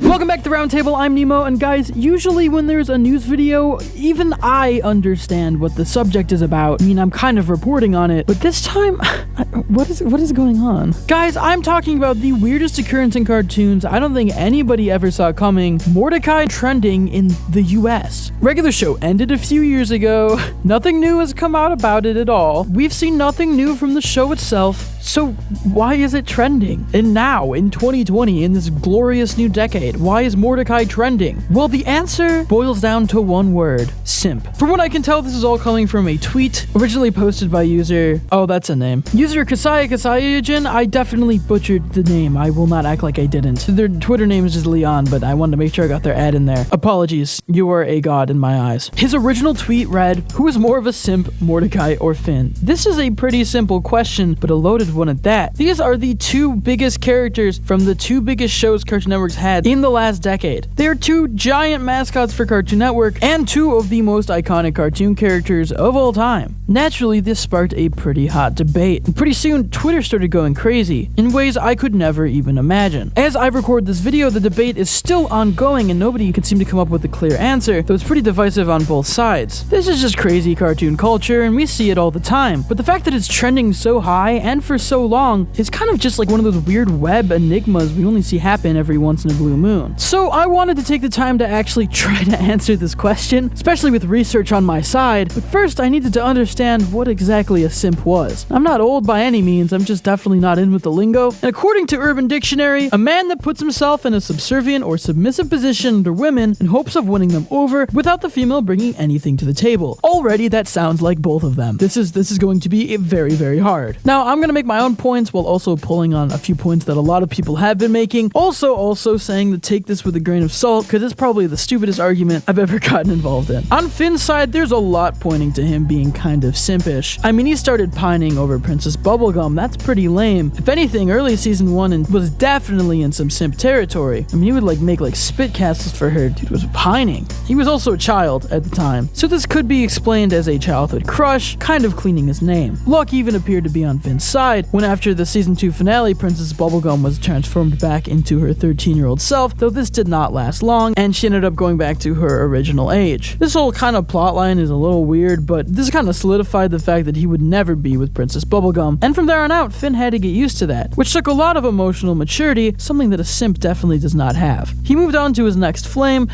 Princess, and that was definitely not a simp relationship. Finn took charge. He even kind of thought he had Princess Bubblegum jealous, and then it turns out she was just scared of her crazy power, and because she was made of fire. It was a mess. Adventure Time was weird. Though in the end, Finn himself blows the relationship, which is very, very simpish. And not only did Finn blow things with Flame Princess, but he literally got dumped because he kept tricking her to fight the Ice King for his own pleasure, which is just really, really weird. I mean, it was essentially over a wet dream. I don't know any other way to describe that. But then he pulls a 180, forming a friendship with Flame Princess, which is not simp. In fact, it's actually very emotionally mature. So points there. He hooks up with Lumpy Space Princess? That was weird. I don't want to remember that. He has a pillow wife at some point, which is actually pretty baller. I mean, he's just a sick husband. I'm not sure if that was real or fake. I don't think we'll ever know, but solid points to him for that. Towards the end of the series, Finn even had a fling with Huntress Wizard, but she ended up turning him down, which seems simpish at first, but the most important thing to remember is that Finn was totally cool with just being friends, showing his emotional maturity and how much he's changed over the series. Overall, Finn kinda did have that sort of knight in shining armor warmer quality when he approached relationships earlier in the series. I mean, he was literally dealing with princesses. But towards the end, he learned to be emotionally mature and stronger than ever, and I think you gotta give him points for that. But let's check out the other contender, Mordecai. Mordecai was a total simp for Margaret. You cannot lie. He would get flustered around her. He would get all nervous. He'd be like, oh, Margaret. He even got jealous just because Rigby made her laugh. I mean, dude, he's funny. Calm down. But nah, Mordecai just straight up killed him, which is not cool. Though I do want to make it clear, even though Mordecai did kill Rigby in this scene, and I've seen a lot of people online using this clip as like justification, in the context of the episode, Rigby did ask Margaret out solely despite Mordecai, who was really nervous about it, and that is a dick move. And Mordecai did show like intense regret after doing it and worked really hard to make sure Rigby didn't stay dead, which is great. So his heart was in the right place. Mordecai, in fact, literally gets called a simp in the series. So, you know, if you want your answer, I mean, look. How long have you been calling it that? How long have you been Mordecai? Mordecai eventually moved on from Margaret and then to CJ, which was kind of dope for a little bit, but he finds a way to royally screw that up, which is points taken away, in my opinion. He eventually almost gets with Margaret. They see their futures together like a magical hibachi restaurant, and they both agree they're not ready for that serious of a relationship, which quite honestly is pretty baller. I gotta give him points. And very emotionally mature, I might add. Though the most important thing to remember with Mordecai is even though he was simping over Margaret for most of the series, Margaret actually did like Mordecai and they dated on and off for a bit, so it wasn't a complete failure. But he still wore a diaper. It's like definitionally simp. And he has a shorter romance count than Finn, and Finn is like half his age, which is kind of lame. Not gonna lie to you, Mordecai. You work at a park, dude. You should start saving for retirement or something. So, with all of that considered, who is the bigger simp? Neither of them. Ha! Fake out ending. You're gonna hate me. They're both kings, man. Both of these characters showed emotional maturity throughout the series. Yeah, they had their low points and they had their cringy moments, but they always came out on top, and honestly, by the end of the series, they're more emotionally mature than ever, and great examples of what you can become if you are willing to work on your emotions as opposed to being petty or just chasing a princess. If anything, these two are both reformed simps. Perfect examples that you can escape from that terrifying condition and pursue normal romantic relationships. I'm gonna cry just talking about it. Now, obviously, I feel like this kind of took off because of Valentine's Day, but this whole situation really says something larger about both shows. Both Adventure Time and regular show faced a lot of flack and actually lost a lot of their fan bases individually when they began heavily pursuing these romance plot lines. At the very least, it was what a lot of fans pointed to when they were talking about when they stopped watching the show. And it is kind of interesting that both Adventure Time and regular show, two extremely weird and surreal comedies, decided to take this weird relationship-focused, emotional, romantic path. Ultimately, I think the shows shot themselves in the foot a little bit, and although they both bounced back and had incredible finales, and I remember it as great, this is a good example that you can't always inject a romance subplot into your show without risk of losing the original magic that you had. It doesn't make anything worse, it just changes the show, and if you focus on it too much, things can go bad a little bit. Sort of like if you become a simp. Let me try to tie this all together. This is a mess. The point of this video is, I don't know, this is just a weird Twitter trend, man. Love to see Mordecai trending though. Watch close enough, honestly. And hey, this is just my humble opinion, okay? I'm a tiny cartoon boy. I don't make the rules. You're fired! You idiots! Back to work, now! Okay? Get back to work! Cut it out! Everything has to be perfect! You make me so angry! Is that what you want?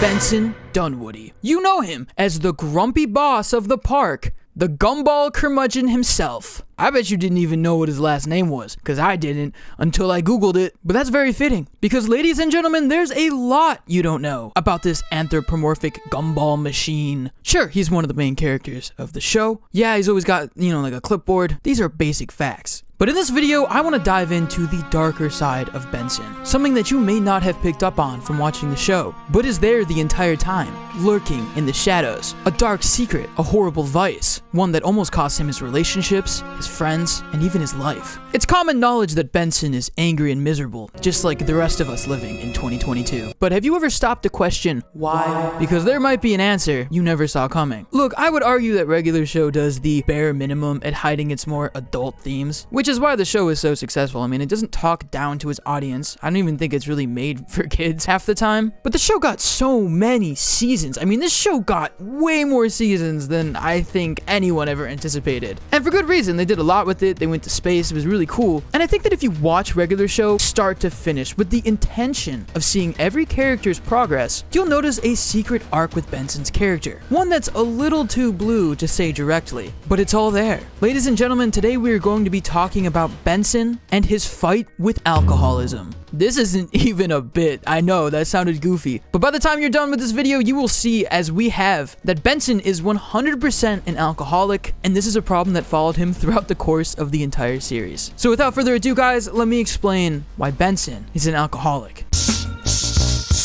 Hey, I want to say something. It's clear that regular show was one of the more mature cartoons that Cartoon Network's ever made. Whether it was clever innuendos or just literal things that kind of got me in trouble for watching it as a kid. The episode where they see Pops naked, for instance. But it was always funny and it was always great, and they never crossed a line. There's a reason why every single blue can in the show is labeled soda, even when it doesn't always seem like they're drinking soda. And I think this is something that started off more in the earlier seasons, and then as the show went on, it kind of became more about the characters. But we all watched that unicorn episode, bro. I mean, you tell me what's going on. And remember that clown and the unicorn that comes out of the motel? Come on. Anyways, before I get into all this, I want to say I'm not an idiot. They're wings in the show. They call them wings. But literally anybody who's watching this who thinks that they're just chicken wings and nothing more, no way is this a metaphor for something else. Come on, bro. Rewatch those episodes. I know you're a little older now, bro. You probably have a bank account, credit score. Watch those episodes and you tell me what you think. Regardless though, this is something I thought was super interesting and I just want to break it down. And I know you may be sitting there right now thinking, this guy is an idiot. And I am. So needless to say, there's a lot that we have to explain before we get down to our main thesis here. And surprisingly, there is a bit of lore we should get out of the way before diving into this. Now, like I said previously, it's no secret that regular show has a lot of adult themes, specifically with, I'm just gonna be blunt here, alcohol and drug use. Mississippi Queen, anybody? Come on, what was that supposed to be? Besides like some crazy drug trip. And that's actually the first episode that I want to open up with. Because any regular show OGs remember the episode Weekend at Benson's. Mordecai and Rigby mistakenly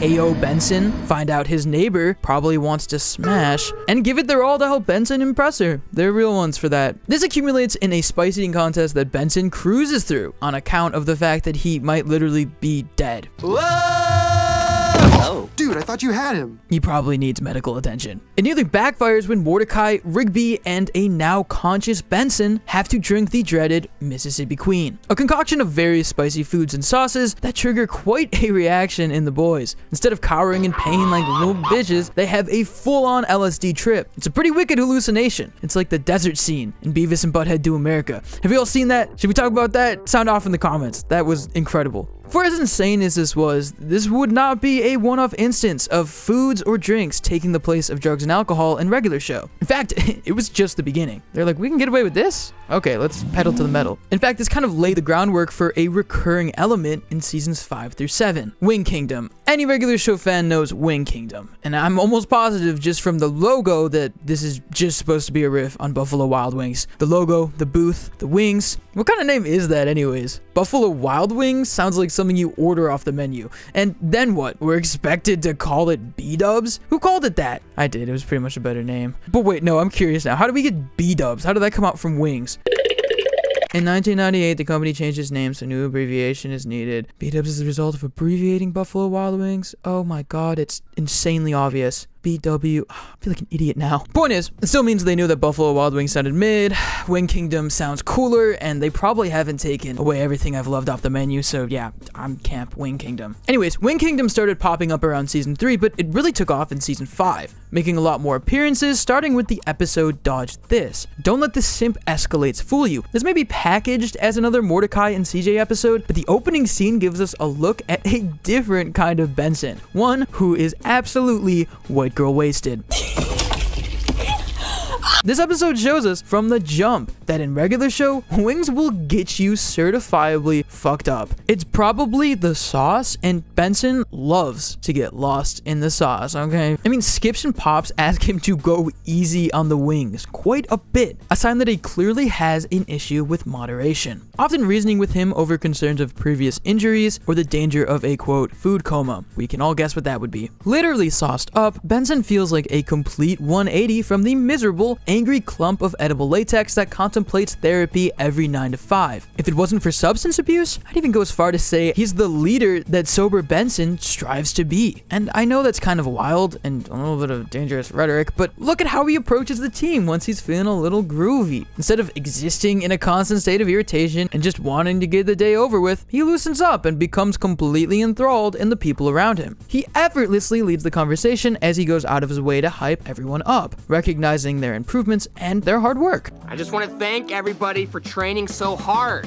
You're doing a real good job. He also has a habit of shutting everyone up so he can have the drunken floor, something that happens more than once. Listen up, everybody. Stop talking. Shh. Guys, I'd like to propose a toast. No, let me finish.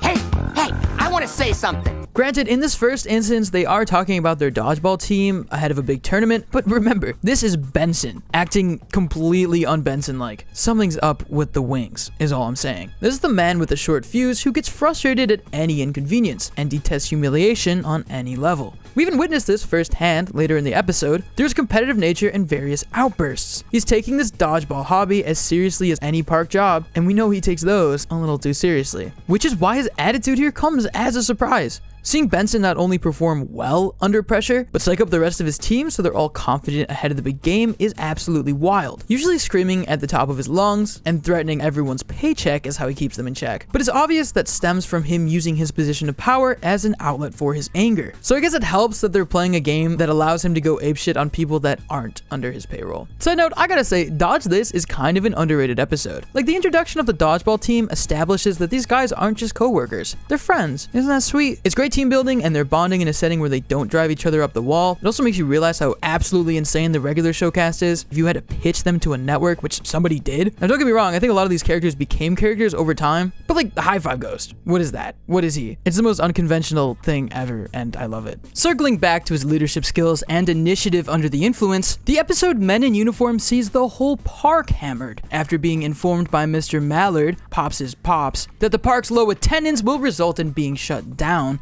unless they turn it around quick. This leads to a Wing Kingdom to go outing funded by none other than Benson. This last hurrah quickly escalates into Benson jumping the gun and making the misguided assumption that other parks like East Pine are popping off simply because their employees wear uniforms. So with Benson's lead, they spend the whole night making the goofiest fits I've ever seen. Absolutely zero drip, 0 out of 10, this is not grailed. I don't know if I use that term right. I only shop at Old Navy. It inadvertently works, but if Benson was sober, stressed out, and yelling at them throughout the whole process, he probably would have had little cooperations to design the uniform in the first place, especially for Mordecai and Rigby. They almost seem like they're fragile when they're quote-unquote drunk off wings. Raise your voice by just an octave and Rigby's tailing it out of there like his name is Swiper, if you know what I remember that guy. It's really screwed up to see, but it almost seems like Benson's best state of mind comes when he's intoxicated. It's kind of alarming and definitely signs of a greater issue. Like, the only way he ever excels at lifting others up, hearing everyone out, and well, just being a fun, jovial dude to be around is for him to be turned at a chain restaurant, which is not good. It's very dangerous behavior. I do not condone this. Hell, when they thought Muscle Man was going to die, Benson gives a whole speech about Muscle Man's greatest qualities, visibly torn up over the fact that as far as he knows, he's about to say goodbye to one of the only few friends in his life. And then like Muscle Man doesn't die and Benson reasonably gets upset. Let's just cut to that clip. All that death stuff was a metaphor.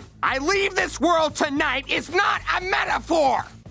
Oh, you owe me $12,000. But if there was one trait that carried over from sober Benson to sauced up Benson, it's without a doubt his bluntness. Even when living his best life channeling summer camp counselor energy, Benson's not afraid to speak his mind. There's no subtlety in Benson conveying that he thinks Mordecai is the best dodgeball player on the team, to the point where everyone else may as well be dog shit at it. When celebrating what could be their last night in the working class, he decides to talk shit about Mallard right in front of Pops. He may be jolly when he's drunk, but he's still very much capable of hurting your feelings without second second thought, and I fear him. But alright, you're probably thinking, knowing what kind of quote-unquote drinker he is doesn't mean he has an addiction. These are all common things that happen when you get a little sauced up anyways. Showing your character getting a little lit here and there isn't proof of a problem. It's not like he's using these wings as a crutch, right?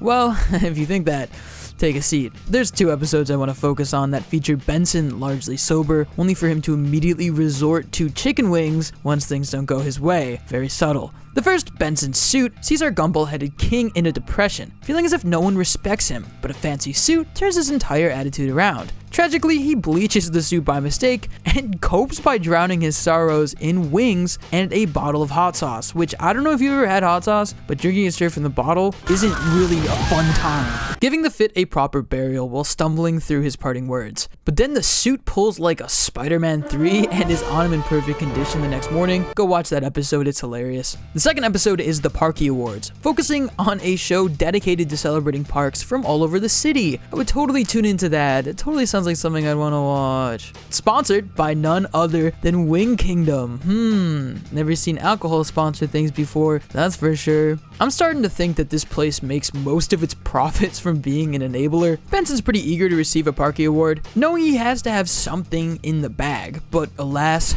it's a bust. Benson's rival, Gene, sweeps it like it's nothing. And unfortunately, Benson doesn't have the guts to pull like a Kanye moment. I would have loved to see it though. Gene, I'm really happy for you. I'm gonna let you finish, but my park is one of the best parks of all time. Benson plays it cool while the wound is fresh, but once the other parks leave, he's no longer humble, downing some wings and wallowing in his misery. Poor boy. I'm getting some Beth Sanchez vibes from this one. But the silver bullet is really the episode Gold Watch, which I kid you not is just 11 minutes of Benson denying that he has a problem. We start off with our typical sauced Benson, who's hyping up his team and including them in his achievements, but after 2 pilots, Tango and Stash, offer to celebrate their milestone together, i.e. devouring more quote-unquote wings, Benson suddenly finds himself in an ejector seat stranded in the middle of the desert. I got it under control.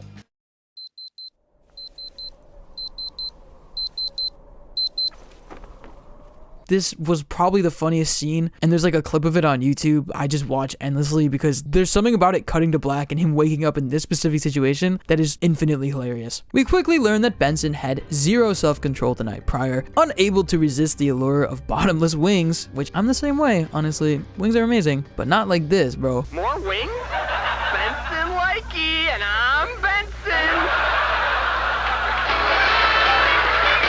Next thing he knew, he was partying hard with Tango, Stash, Mordecai, and Rigby, deciding to take one of Tango and Stash's plane for a spin, and more or less landing everyone in a pretty sticky situation. From here, we watch Benson own up to his responsibility and stack up against impossible odds, in an effort to clock in on time, only for the episode to end with him going on another implied bender, this time stranded in the middle of the ocean. What I really want to focus on here, though, is how often the dialogue of this episode leans into the idea that Benson has a problem with substances, specifically implying alcohol. Pops and Skips once again try to reason with him early in the episode, Skips even saying, "Well, sometimes people do things they regret on a belly full of wings." Which sounds like it came out straight of a 90s PSA, and is Mark Hamill, which makes it even funnier.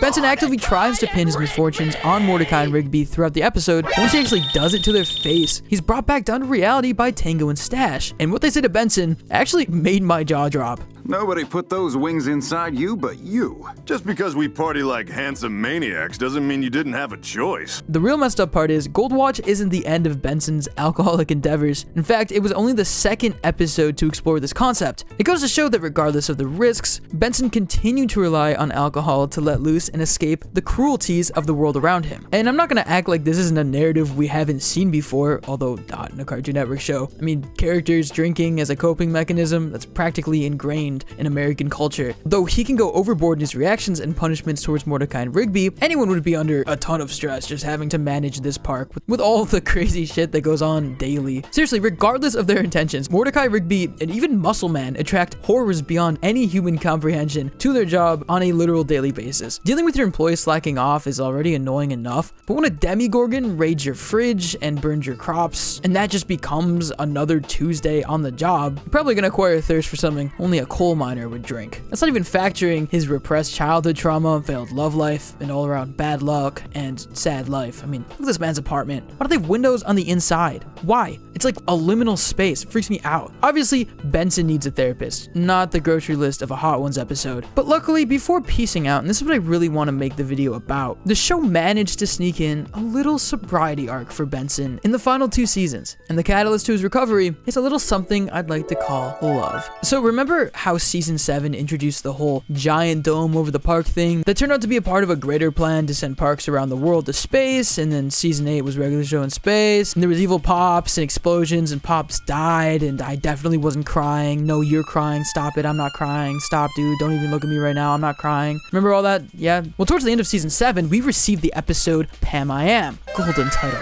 In the episode, Benson properly becomes acquainted with his love interest Pam, one of the dome's scientists who's at the park to conduct research. Within seconds, it becomes abundantly clear that these two are a match made in heaven. Pam completes Benson. It was written in the stars, pun intended, and they even have matching clipboards, which if anybody carries around a clipboard, find your other half, bro. Like, that's a telltale sign. Someone who could, dare I say, make Benson happy. Someone to serve as a soothing thought when he's at his limit. Someone who understands him and knows what it's like managing a team. It's the bright light that Benson had always been waiting for. Someone who could stop him from picking up a wing just by popping into his head. That's love, baby. And look, don't place your happiness onto one person. Ultimately, self-improvement has to come from within.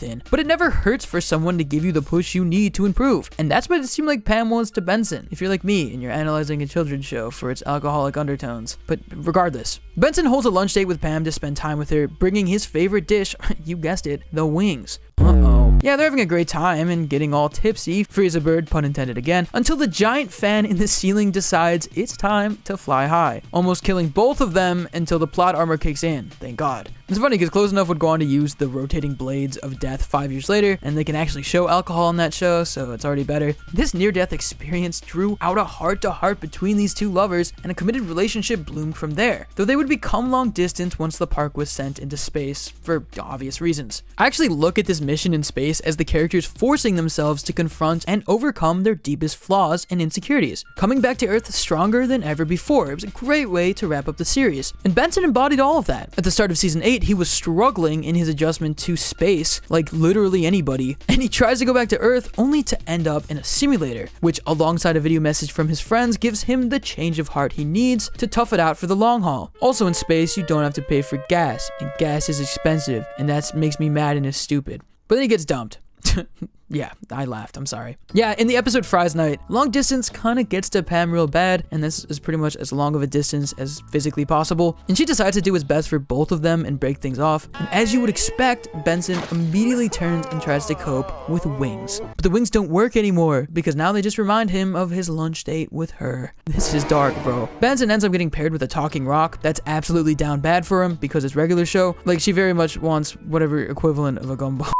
And the whole experience leads him to be vulnerable with himself as he realizes he can't just jump into another relationship and he can't live his life bathing himself in wings. This leaves Benson in a different spot than he's ever been before in the series. Letting go of the shield of anger he hides behind, we're left with a Benson who's sober and ready to embrace whatever the future throws at him. The decision pays off as the end of the series sees Benson return to Earth, obtaining his happily ever after all. He reunites with Pam, they get back together, and eventually they get hitched, starting a whole family, which I don't even want to ask genetically how that would work. I won't. I mean, a gumball machine and a human being having kids, kind of nasty, defies God. But it goes to show at the end of the day, love can conquer anything. Look, when I first thought of the idea for this video, it was basically, wow, Benson gets drunk in the show. It's pretty obvious. And the more I followed the thread, the crazier it led. And while at the end of the day, obviously none of this is meant to be alcohol, and it is clearly stated as wings, I dare you to watch all of these clips and tell me what you think. Because I've literally never drank wings before, but Benson has in the show, and there's a clip of it. But what I was left with when I followed this whole arc is they did something really responsible and actually really interesting with this. What started off as like a one-off joke is we can make Benson seem drunk and the adults will get it, turned into an arc where a character is forced to deal with his substance abuse issues, face them down the barrel, and become a better person regardless, and in spite of it. And this all goes back to the fact that this is why regular show worked. Every time there was like a little innuendo or something that's like, you can't show that to kids, but kids won't get it, so it's fine. You gotta remember that that's the huge reason why I personally loved regular show as a kid and why so many people love it and still watch it to this day. day. It doesn't talk down to you. It's not stupid. It's smart, even when it's stupid. And it takes its mature themes and approaches them honestly maturely when it has to, like the whole case of this arc. Benson's such a weird character. I don't know why I like him. Every time I look at him a little closely, I'm like, what am I even watching? But he's one of the most iconic characters in cartoons, I would argue. Especially with regular show only becoming bigger and more prominent after the show ended. So I think it's safe to say if any of this is interesting to you, you can go back and watch all these episodes and take your own takeaway from it. But honestly, looking back, it's one of the coolest parts of the show to me and proves that regular show has so much rewatchability. Regular show has had its fair share of crazy stories over its 7-season run. But do you remember when Rigby went back to high school? Let's talk about that. That's right, regular show ran for almost 10 years. And this show went places I literally never thought it would, including space. While similar shows like Adventure Time got weirder and more lore heavy as the show went on, regular show went in its own direction, developing its characters further, putting them through more realistic human scenarios, and going with an ultimate sci-fi finale, an entire season in space, and an ending you'll never forget. I literally don't know anybody who didn't cry at Bob's death. If you didn't, you're a sociopath. I'm diagnosing you now. But one of the most interesting things about regular show that I feel like the show just doesn't get enough credit for is just how much they develop the characters. From the main to Mordecai and Rigby, to Benson, to even Eileen and especially Margaret. All these characters started out sort of flat and one-dimensional, but the more episodes we got, the more opportunity the show had to explore these characters more in depth, and nowhere is this more apparent than with Rigby. From the start, Mordecai and Rigby were a pretty dynamic duo, but it's clear that the earlier seasons focused a little bit more on Mordecai, with Rigby sort of being the sidekick type. This wasn't all the time, but was especially heavy during Mordecai's romance subplots. And no matter how you feel about those, it's true that Rigby deserved a little bit more development. Luckily, in later seasons, he got them. This arc started in season 7, which technically was like the last semi-normal season of regular show, because the next season was regular show in space. However, this season was the start of that entire dilemma, with scientists putting a dome around the park. But while that big plot thread was happening, we got a tinier plot thread by Rigby taking a hold of his life, trying to grow as a person, and that all started with him going back to high school. Now, as interesting as this plot was, I think just on paper, the fact that Rigby went back to high school and it lasted multiple episodes is crazy. And I feel like it's worth talking about because it's a great example of how it's never too late to develop your characters further. So without further ado, guys, let's take a look at that time Rigby went back to high school. Real quick, guys, I just want to give a quick thank you to ExpressVPN for sponsoring this video. ExpressVPN is an incredible service that enables unrestricted access to all parts of the internet while keeping you safe and secure. With forces like hackers and slow internet speeds breathing down your neck, ExpressVPN is able to hide your IP address, preventing hackers from creeping in and stealing your information when you're connected to unencrypted networks like at airports, hotels, and coffee shops. It's super easy. All it takes is a literal press of a button and can be accessed on your computer, tablet, or smartphone. Something that I love about ExpressVPN actually comes in handy now more than ever. It gives you way more shows and movies on streaming. Case in point, if I change my VPN location to the UK, suddenly I have Rick and Morty and Final Space. That is not in America. Even with YouTube, sometimes videos are region locked, and ExpressVPN allows me to bypass that with no hassle. ExpressVPN is the fastest VPN in the market, with glowing reviews, 24/7 customer service, and easy access. And you can get 3 months free with a 12-month plan only by clicking this link in the description. expressvpn.com/theroundtable. Again, this free 3 months is in addition to the 12-month plan at expressvpn.com/theroundtable. Take back your internet privacy today. This arc started kind of randomly into the 7th season, and it lasted multiple episodes. I'll give it to them though, the episodes did not air back to back, meaning that this was a sort of realistically long and drawn out process. We didn't see like 5 straight episodes of him in high school, it was just spattered throughout the season. This helped build the serialization of regular show even more, something that was at its all-time peak during the later seasons, and yeah, it just overall felt more realistic. Plus, it's natural for a show to tell more plot-heavy stories later on. The characters are established, we know the world, but one of the reasons why this was such an important character shift was because Rigby's character up until that point was pretty awful. That's right, I think it's safe to say that at the beginning of the series, Rigby was a complete jerk, and he stayed that way for a while. In the earlier seasons, he would completely mess with Mordecai, literally at one point sabotaging his date with Margaret just to mess with him, leading to Mordecai actually killing Rigby. This show is dark, and it's revealed in the movie he literally screwed up Mordecai's entire future by lying to him about his college entrance exam, leading to him getting the dead-end job at the park. So yeah, up until this point, Rigby needed some redeeming. As the series went on though, he started to soften up and started, well, caring more about things. And I think it's safe to say that all happened when he met Eileen, which makes their story so sweet. In fact, this is what kicks off the entire high school arc. In the episode The Eileen Plan, Eileen embarrassingly reveals her old life plan where she wanted to be dating somebody who was extremely smart. This causes Rigby to get insecure because he hasn't even graduated high school. But Rigby decides to do something about it and re-enrolls in high school, which is a whole hassle on its own. I don't know why he didn't just get his GED, but it's definitely way more interesting this way, so I'll roll with it. He finds out he only has to take a couple more credits, which end up being the future episodes, and he's off to the races. At first though, Rigby finds it's really difficult to balance, and the fact that he's keeping it a secret from Eileen makes it so much harder. The episode ends with the two having a heart-to-heart, Rigby telling her the truth that he never graduated high school, and her accepting him anyways, and being proud of his hard work. Man, they're just such a good, wholesome relationship. I'm glad we got to see at least one in the series. I'm looking at you, Mordecai. And the show could have kind of ended it here, but they kept going with it. The next episode being crazier than ever. In the episode Hello China, we see Benson going on his own little personal journey, trying to live a more adventurous life by traveling to China to teach English. But his plan gets derailed when Rigby hops along for the ride, needing a foreign language credit to graduate high school. This is arguably the funniest setup for the episode, the fact that Rigby literally hid himself in a suitcase to come, and I can't help but feel really bad for Benson, as Rigby ends up fitting in super well with the class, but ruining things for Benson by proxy.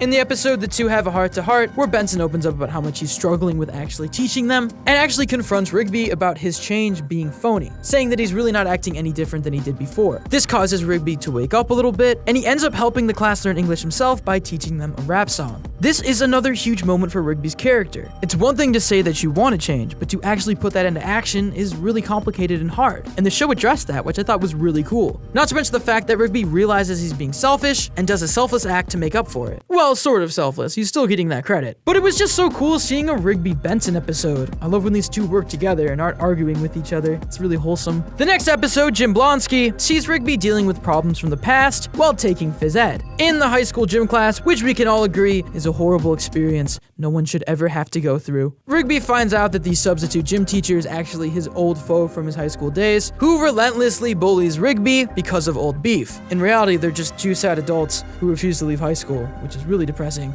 Rigby decides he's not going to take the disrespect anymore, and the two duke it out in typical regular show fashion, having a literal fast food drag race to settle their differences, and eventually the two have a moment where they settle their differences and realize they have to leave high school in the past, actually becoming friends. This episode isn't crazy or anything, but I really loved what they did here, putting a spin on the classic bully trope, and especially the classic bully who never left high school trope, and using it to send a positive story about change and forgiveness, as corny as that sounds, really worked here. And again, it's another example of how Rigby is becoming a better person. The older Rigby definitely would have held on to that grudge. He probably would have like shoved him and gone, or something like that. You know what they do. But no, this Rigby is all about squashing the beef and growing as a person. We also get to see Rigby's brother in this episode again, which is always amazing. Speaking of family, the next episode, Rigby Goes to the Prom, is my favorite by far in this arc. In this episode, Rigby plans on going full high school by taking Eileen to the prom. The only problem is, he doesn't have a car, which at this point, honestly is really sad. I mean, he's definitely getting a little too old to only have access to a golf cart. Just saying, no shade. This leads him to actually visit with his parents, trying to use his dad's car, and we found out more about Rigby's home life, which honestly is kind of depressing. Most specifically, his relationship with his dad,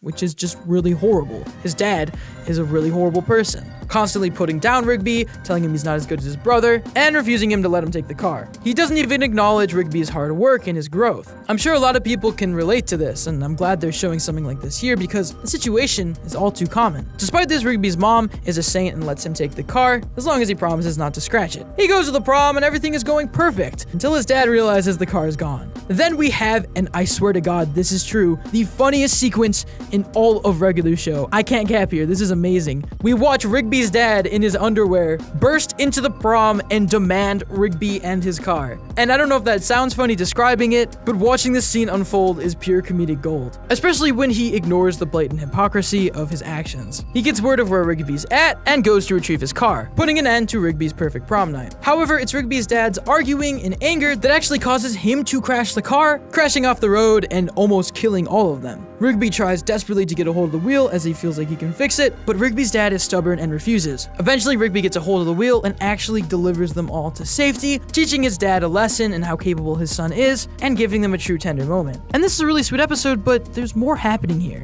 Throughout this whole arc, with all of these episodes, we've seen Rigby be better in ways that he never has before, but more importantly, reconciled with all the people in his life he had problems with before. I mean, Benson, old high school bullies, his own father. He's turning these negative relationships into positive ones through his own personal growth. And that's definitely the coolest part about the arc, in my opinion. It all comes to a head in the season 7 finale, which is actually Rigby's graduation. He's gotten all the credits and he's about to graduate high school, but he has to give a huge speech on national television, which he is terrified to do. While struggling with this, Rigby leans on Mordecai for help, only to find that Mordecai is giving him the cold shoulder. In fact, through this whole process, the two have been growing apart, and that's because Mordecai is not handling their dynamic being flipped that well. He's used to being the one on top, and he's not used to Rigby having the attention or getting better as a person. In fact, if anything, it's just making Mordecai insecure. This reaches its worst when Mordecai, after going on a long, difficult mission to retrieve Rigby's favorite coffee, as a surprise, ends up abandoning the mission when Rigby accuses Mordecai of not caring. However, after Rigby completely botches the first part of his speech, the two reconcile backstage, finally putting an end to how weird their dynamic has gotten. Mordecai admits honest things about how he's feeling and says he knows they're not right. Rigby accepts them, it's really wholesome good, and then Rigby goes out and gives the best speech ever. Like, I was actually blown away by this speech. It's a really good speech. Everything is perfect. Rigby finally graduated high school. He grew as a person and even gave a great speech. But regular show won't let us just have this victory. Because remember the entire thing that's been happening in the background this whole time? I don't know, that weird science experiment dome over the park? That wasn't just not gonna go anywhere. At the end of his speech, they all get the word to get back to the park as soon as possible, not even fully understanding why, but knowing that it's important, they rush back to the park as fast as they can, only for the true nature of the experiment to be revealed, as the park is literally launched into space with all of them in it.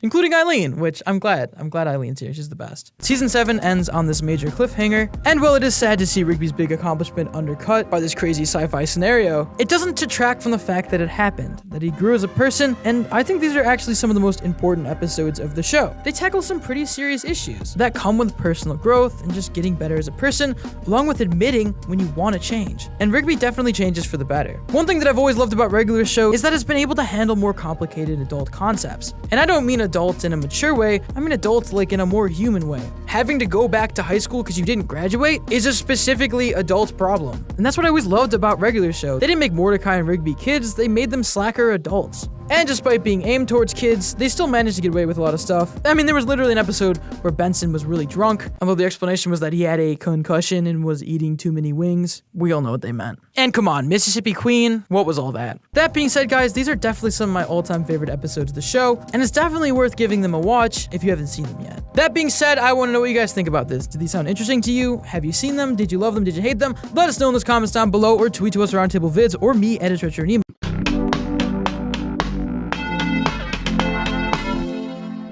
Oh, look at Rigby. Look at his little legs. You don't even got legs, that little. I have true little legs. Hi everyone, my name is Tom. The echo has not ended. It's endless.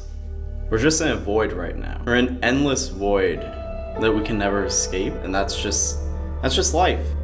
That's life. It's life. I can hear myself. Ooh. Bang, bang, bang, bang, bang, bang, bang, bang. Anyways, we're gonna talk about regular show. I never watched regular show. I mean, I did watch regular show. I actually watched regular show a few times, several times, because it was on Cartoon Network. And that was back when I still watched TV sometimes, but not all the time. The vast majority of regular show I had never seen before. So I was like, you know what? Why don't I watch this world of J.G. Quentel's first Sono OCs? Like, why don't I just watch the entire thing? Except I didn't really watch the entire thing, full disclosure. I just kind of skipped around a lot. I watched like every other episode for a while. And just kind of like... Wait, hold on a minute. You didn't watch every single episode of regular show? How dare you? What are you doing? My life. You don't even wear like different clothes than me. Like, you just look like the same person. Did you watch every other episode of like fucking Battlestar Galactica? Bro, how dare you? I didn't even watch Battlestar Galactica. I'm disgusted with you. Like, you're an awful person. Dude, you are the worst type of person in the world. How dare you? How dare you not watch every single episode of regular show? How dare you? You are the worst. Listen, man, it's a long show. It's like 8 seasons. That's a lot to watch in a short period of time. It kind of works though, because in the world of regular show, it's just a show about like college age, like 20-something-year-olds. And it's like, that's kind of like, that's the age I am now. They work at the park, living for fun, living that 9-to-5 grind. This is basically a stoner comedy, except it's PG. This is like 1990s, early 2000s, Harold and Kumar Clerks type comedy. Like, it's like the same vibe, it's the same everything. It's just in the form of a kid's show. I got something in my eye. My eye's gonna turn all different colors, and then I'm gonna have to get it taken out. Also, anything is possible, like within like the entire universe. Just like every dimension, anything is possible, and yet it stays strangely grounded. Like, it's impressively grounded for how weird it gets. A lot of the charm in this show, for me, and probably for quite a few people, is in the fact that, like, these characters are kind of like in the same point in their life as me, and I'm in, like, my golden years as far as some people are concerned. But it's more like, you know, living this type of life back in, like, the early back in the time when it was still possible to not die to capitalism. Like, back in the days where, like, you could still afford to live, because, like, now we all broke. You think we live in large off this YouTube money, but not really. And the only watching random episodes in, like, sporadic, vague order, like, it works for me, because, like, that's kind of how my social life is. And considering the fact that, like, they're basically living my social life, it's like, you know, I feel at home, you know? I'm used to walking into the function and being like, oh, who's this? I've never seen them before. Oh shit, 3 of you have hooked up with them already? You hooked up with them twice? Dog, I was too busy talking about cartoons or hanging out with my other friends. They were hooking up too. I was eating pizza. So yeah, like, missing like breakups and big events and stuff like that, just to like come in later and be like, oh shit, like, what happened? Like, that's just my social life. That's the way things are for me normally. In fact, it's kind of funny. Like, one time my friend picked me up to go hang out with a bunch of other people. He was like, man, did you hear about all this stuff? And I was like, no, I had no idea any of this happened. And he was like, dog, are these people even your friends? Like, they don't fill you in on this? I'm like, you know, you're right. This show is held in very high regard. Some people even say it's their favorite animated show of all time. And I gotta say, I don't see it. I'm just kidding. I do see it. I understand there's a lot of good stuff going on here. Like, there's a lot. It's a cool show. It's an enjoyable show to watch. There's a good balance of one-off comedy and ongoing narratives. And there's even a lot of lessons about growing up and acceptance and maturity with a nice little art style to boot. Little boots. I'm just gonna take off Rigby's legs. Rigby's just not gonna have legs. There we go.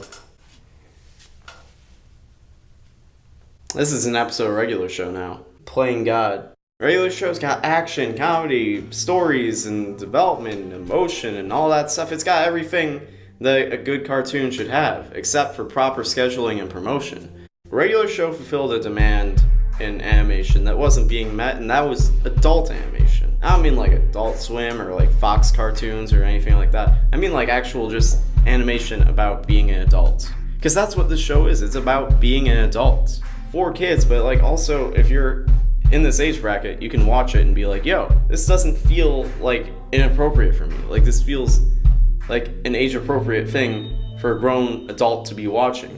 It just doesn't rely on all the vulgar shock humor and all that stuff to keep people that most adult animation seems to kind of rely on. And I think it's better when they don't have that. Like, they get lazy and hedonistic with the writing, where they're just like, you know what, instead of actually making something good, let's just make something really disgusting and vulgar that'll get people talking, and that's good enough, right? But Regular Show doesn't take that route. Regular Show is actually about a lot of adult themes, a lot of things that you're going to encounter as an adult. And Regular Show's mature themes are actually pretty appropriate for kids, like learning that sometimes trying to get out of work is a lot more trouble than it's actually worth, or that avoiding your problems does nothing but exasperate them, or that sometimes you need to accept how you feel and what's bothering you to have or maintain a healthier relationship with someone. And the show manages to do all of that without getting preachy or too on the nose with it. It's actually pretty subtle and does it in a way where kids and adults and whoever watches the show can walk away understanding the lesson of what they just saw without thinking about it. You don't even need to think about it. It's just a subconscious thing where it's showing consequences. It's showing what happens when you don't take accountability, when you don't accept things. Like, it shows that things can get out of hand. And that's really all it's doing. It's just saying, you know, it may seem like maybe skipping work might be a good idea, but here's why it's not. And it's showing and not telling. It's not looking into the camera and saying, listen kids, you gotta accept your feelings or else no one will ever love you. It's showing, hey, you know, here's what happens when you try and run away from how you feel. And sometimes to show that type of thing, they go over the top and get like these surreal consequences, like this surreal stuff going on. But sometimes they just play it straight. Sometimes nothing changes. There's no portal opening up in the sky. There's no demons or people trying to kill them. Sometimes it's just the fact that, like, it is what it is. Sometimes your problems aren't grandiose or epic. They just suck. A lot. There's this unspoken perception that once you become an adult, that's who you're gonna be forever. Like, you become an adult, this is who you are, have fun being that person for the rest of your life. But that's not true. Even after you hit adulthood, you're going to keep learning and growing and becoming a different person. And you can actually see the characters in regular show become more mature over time. And as they mature, they get closer as a group and start to get along better. I mean, at the beginning, Rigby is pretty much just a dick. Like, Rigby's just a straight up dick who doesn't care about anyone. But by the end of the show, he becomes more compassionate and rational and actually kind of balances out with Mordecai's more emotional impulsiveness. I mean, Rigby still has his moments, and in the beginning, there's kind of like a rivalry between Muscle Man and High Five Ghost with Mordecai and Rigby. But then, like, it doesn't even take that long for them to just kind of be like, huh, maybe those guys aren't dicks after all. And they actually start to become friends, and they're actually, like, really good friends by the end of the series. Even Benson goes through a lot of development. He's one of, like, the real adults. Like, you know what I mean? Like, when you hit 18 and you're technically an adult, but you're not really an adult. And, like, you're not really an adult till you're, like, 22, 25. Like, technically you're an adult, but you're not really an adult. Like, you're not, like, 35 with a 401k or, like, with kids or anything. But, like, Benson is, like, the real adult. He's, like, the actual adult. Aside from, like, Skips and Pops, which, like, Skips is immortal. He's just, like, the type of dude where it's like, I've seen everything. And he's like, Skips is like the closest to having everything figured out. And even then, he still has moments. And Pops is weird because, like, he has his shit together, but it's like in that way where it's like you don't even realize he has his shit together because he's just like, he does it so on the down low, like it's nothing. But Benson, he's the guy everyone's looking to. He's the one who's responsible and organizing everything because, like, he's the boss. He is the boss. But then even he has a lot of development throughout the show. You start to see more of his insecurities. You start to see more of the human side of him. Like, he's not perfect. He's the grown-up who everyone thinks, like, knows what he's doing. But really, he's just pretending to know what he's doing and hoping nobody notices. Which is really what adulthood is most of the time. Like, even Benson is still trying to figure things out. But that's kind of the point. Like, in regular show, people are wrong. A lot. People who aren't supposed to be wrong are wrong. Because nobody's perfect. But when you hit adulthood, there's this pressure to always be perfect. To never mess up. To never slip up. But you're going to mess up. Because everybody makes mistakes. And you're going to make those mistakes. But it's not about trying to never make mistakes. It's accepting that mistakes are going to happen. And when they do happen, you have to be prepared to fix those mistakes and move on and move past them. And, you know, that's okay. You don't stop being a human being when you hit 18, 21, 25, 30, 40, 50. You're always going to be making mistakes, and you're always going to be learning. And regular show does a really good job of showing that. And with all that said, I really couldn't get into season 8. Like, the whole space thing, like, it felt weird. Like, it felt just, like, jarring. And also, like, a big thing about regular show's formula is they'll go from, like, just, like, regular mundane everyday life and then just ramp it up to some crazy, like, just ramp it up to 11 out of nowhere. And it's kind of, like, when you take them into space, they're no longer in that mundane setting. And, like, it's hard to ramp it up to 11 when you're already at, like, a solid 9. Like, nothing felt, like, crazy anymore. Everything was just like, okay, they're already in space. Like, this is within the realm of possibility, probably. When your setting is weird, then weird stuff just becomes normal. And that's kind of what happened with season 8, and that's why a lot of the episodes are just kind of boring, honestly. That's kind of like what happened with the last season of Scrubs, except in this case it's not bad, it's just boring, and also they still managed to have a really good finale. This big finale that gave closure and the big happy ending, even though it lost a lot of momentum heading towards that ending. In conclusion, Regular Show is a great show. It's a gem kind of lost in the shuffle between the 2010 resurgence of Cartoon Network and all these other plot-driven shows. But it's still a really good show, and if you haven't checked it out already, I definitely suggest it. And I ain't got nothing left to say.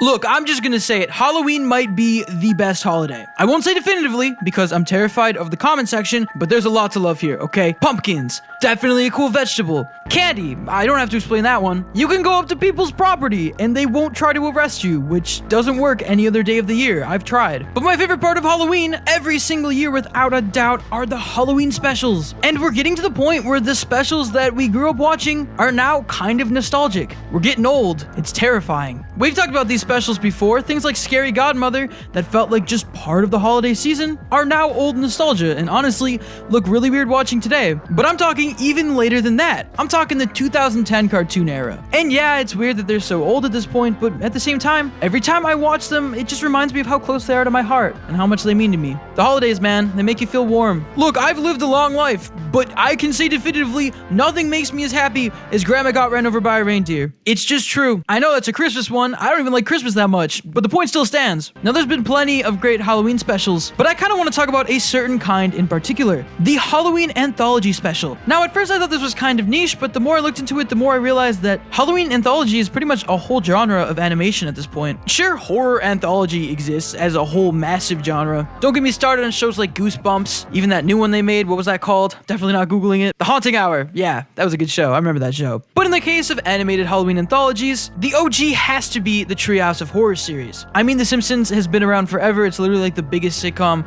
of all time, technically. So it makes sense that its Halloween tradition has had such an effect on pop culture. At this point, they've made over 30 Treehouse of Horrors, and a lot of these specials are pretty old at this point. But the series is still famous enough for it to be relevant today. I mean, I don't even watch The Simpsons like that, and I still know a lot about Treehouse of Horror, because at this point, they're just classics, like the Shining parody. If you are somehow unfamiliar with Treehouse of Horror, I'll give you a basic rundown. Every Halloween, The Simpsons has an episode that's basically 3 non-canon horror stories. They could be rooted in pure horror or even sci-fi, but they're all dark and they're all non-canon. Most, if not all of them, are actually just movie parodies, but it works every time. It's so crazy to me because the series exists both as a classic and influential animated series, and also something that's low-key still happening today. Like, they did a Split parody. I kind of want to watch that. It looks interesting. And yeah, I could sit here and talk about Treehouse of Horror all day, but what I'm interested in isn't the series itself, but the influence it had. As with anything with The Simpsons, chances are something they did early on influenced animation way down the line. Rebecca Sugar cited The Simpsons as an influence for Steven Universe. Whether or not you watch the show, you definitely have seen hints of it in work today. So how did Treehouse of Horror influence animation? Look no further than the classic 2010 Cartoon Network hit, Regular Show. That's right, ladies and gentlemen,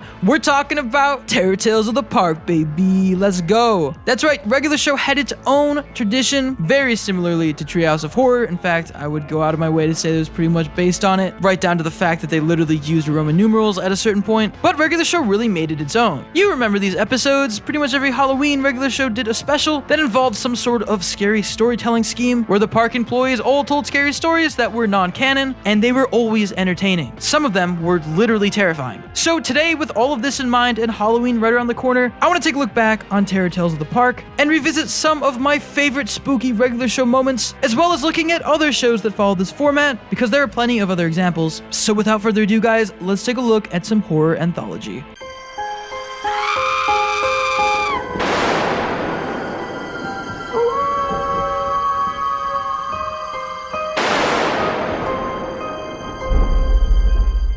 Dear viewer, let me ask you a question. Are you a fan of the iconic Simpsons art style, arguably the most famous art style in the world? Do you desperately wish to see yourself in Matt Groening glory, but have absolutely no artistic skill? Does this keep you up for hours at night, tormenting you, knowing that it will never happen? I think I have insomnia. Well, now your dream can become a reality. All you have to do is head over to springfieldswitch.com, and they'll turn any photo you give them into a Simpsons masterpiece. The process couldn't be easier. First, select your background.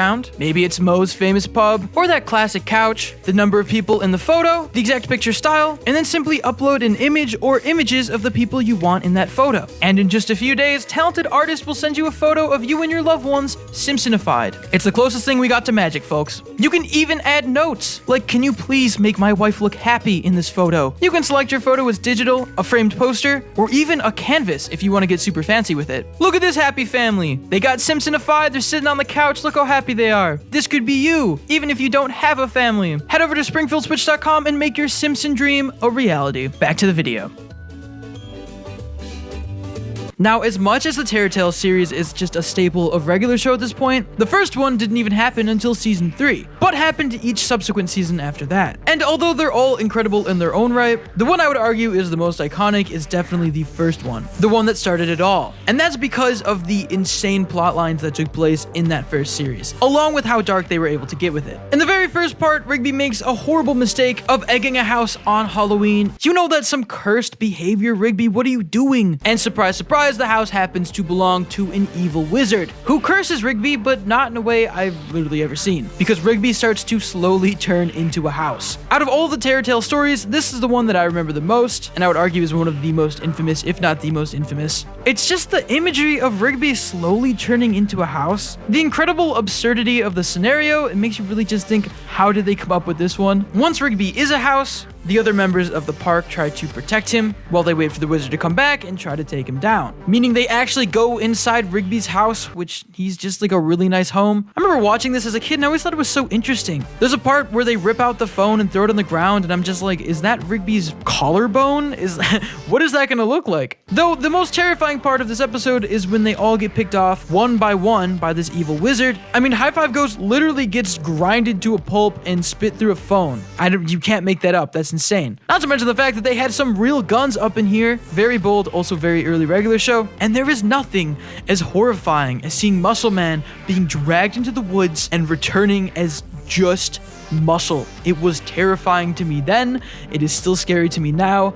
Get this imagery out of my head. Definitely some nightmare fuel. I would argue the other two stories are not as scary in comparison. The other one shows a creepy doll that wants to draw on somebody's face, which of course, this is a parody of so many horror tropes. The evil doll thing is huge. And the Crash Pit story, which focused on Muscle Man and High Five Ghost, which I really like, as their ploy to throw cars into the quote crash pit goes awry when they end up trying to crash an old RV that holds the spirits of a long gone rock band. You don't disturb spirits, period, let alone with a motorized vehicle and a giant hole. Needless to say, the craziest part, I think, is that they actually kill off Muscle Man and High Five Ghost, who is technically a ghost. I don't know how he died twice. I don't know his status. I'm so confused. Is High Five Ghost dead this whole time? Who did he used to be? Did they have an episode about this that I missed? I mean, there's a chance that's true. I just love that they straight up drew him the same, but Muscle Man's also a ghost now. Honestly, that'd be a pretty sweet setup. Also, it looks like they're going up instead of down. You know what I mean? All in all, it was a pretty fun episode, and it's crazy to think of what it started. The second Terror Tales of the Park really cemented it as a tradition. This is the first time we see them as a group together in costumes, swapping stories on Halloween, which is pretty much the format for the rest of the series, give or take. Also, Thomas is here, which is cool. It's before he was a Russian spy. Spoiler alert, sorry about that. The format of this episode is that they're on their way to a Halloween party and are telling stories to pass the time, which again is super creative and it just works. The first one is definitely one of my personal favorites of the entire series because it's literally Mordecai killing his uncle, who then proceeds to haunt him as a zombie, only to give him his $5 back. The fact that Mordecai literally kills his uncle is on its own insane enough. Also, the fact that they just introduced his uncle point blank, like, this is a character. Definitely the strongest one out of that episode. There's a story about a party bus that makes them old, which I thought was kind of cool. It's kind of interesting. It's not as scary as the other ones, but the whole idea of them reversing it to reverse the aging process I thought was really creative. And the coolest one, just from a horror perspective, is the final wallpaper short where Mordecai and Rigby are trying to put up wallpaper and in classic regular show fashion, hire some shady ad to do it, and the guy turns out to be a giant wallpaper spider because regular show. But but there's just something about the sequence where they're lost in the maze of wallpaper and the walls are changing that's just so interesting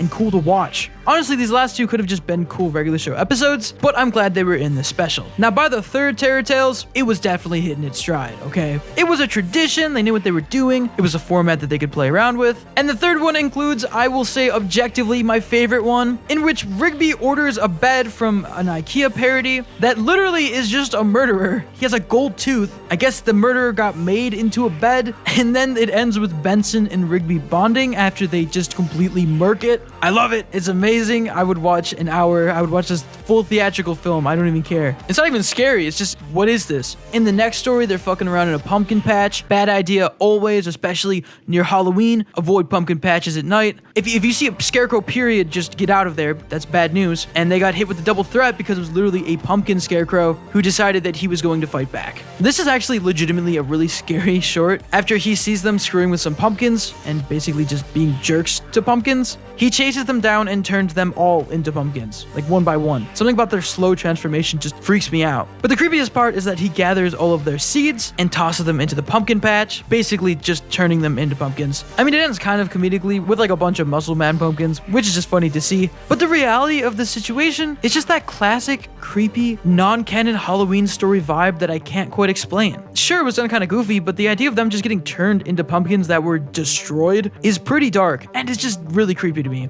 And the final part of this episode gave us the most iconic Halloween villain of all time, Jebediah Townhouse. Now, the Park House is pretty synonymous with regular show. It's pretty much its mascot. And in this special, they discovered that the famous house they've been living in this entire time is haunted by a man named Jebediah Townhouse. His whole thing is that he sported 90s trends way back in like the 1700s and decided to die, become the house, and then come back when it was relevant. Although he missed it by 20 years, which just is hilarious. Benson tries to warn them, saying that it's the year that Jebediah is supposed to come back. They don't believe him and instead try to make a bet that they can stay there without getting scared, which is always a bad idea in horror. Surprise, surprise, Jebediah comes and pretty much tortures them. The best part of this episode is just every time he says anything, the characters are just legitimately confused because it's 90s slang. It's just so perfect. Also, he's so obviously voiced by Rigby's voice actor. I'm gonna let it slide. It's just very funny to me. Oh yeah, I gotta have my pops. Oh yeah, now we're talking. The twist ending though is that the house actually is haunted by Jebediah Townhouse. The story was real, ending on a beautiful Halloween twist. Also, this is the episode where Thomas gets stuck in the pizza costume until Thanksgiving, which is a nice touch of continuity that the series actually did.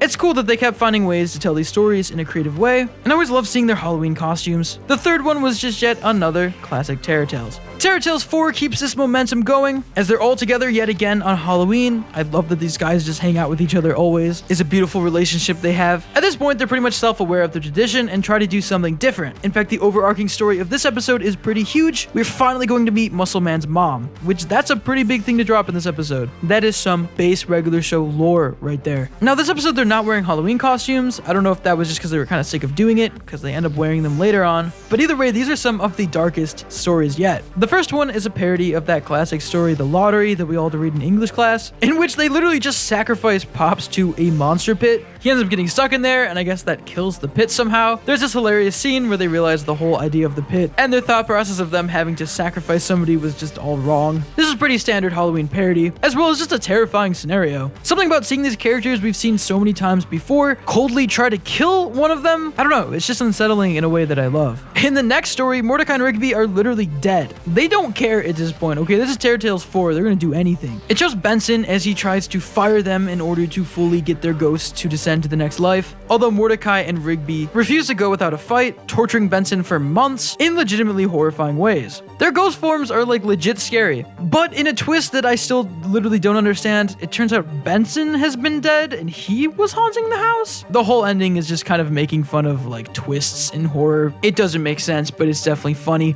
And in the last one, they get sucked into a super spooky VHS tape. It's like a reverse Ring, I guess. Oh geez, this is the CJ era, isn't it? Oh boy.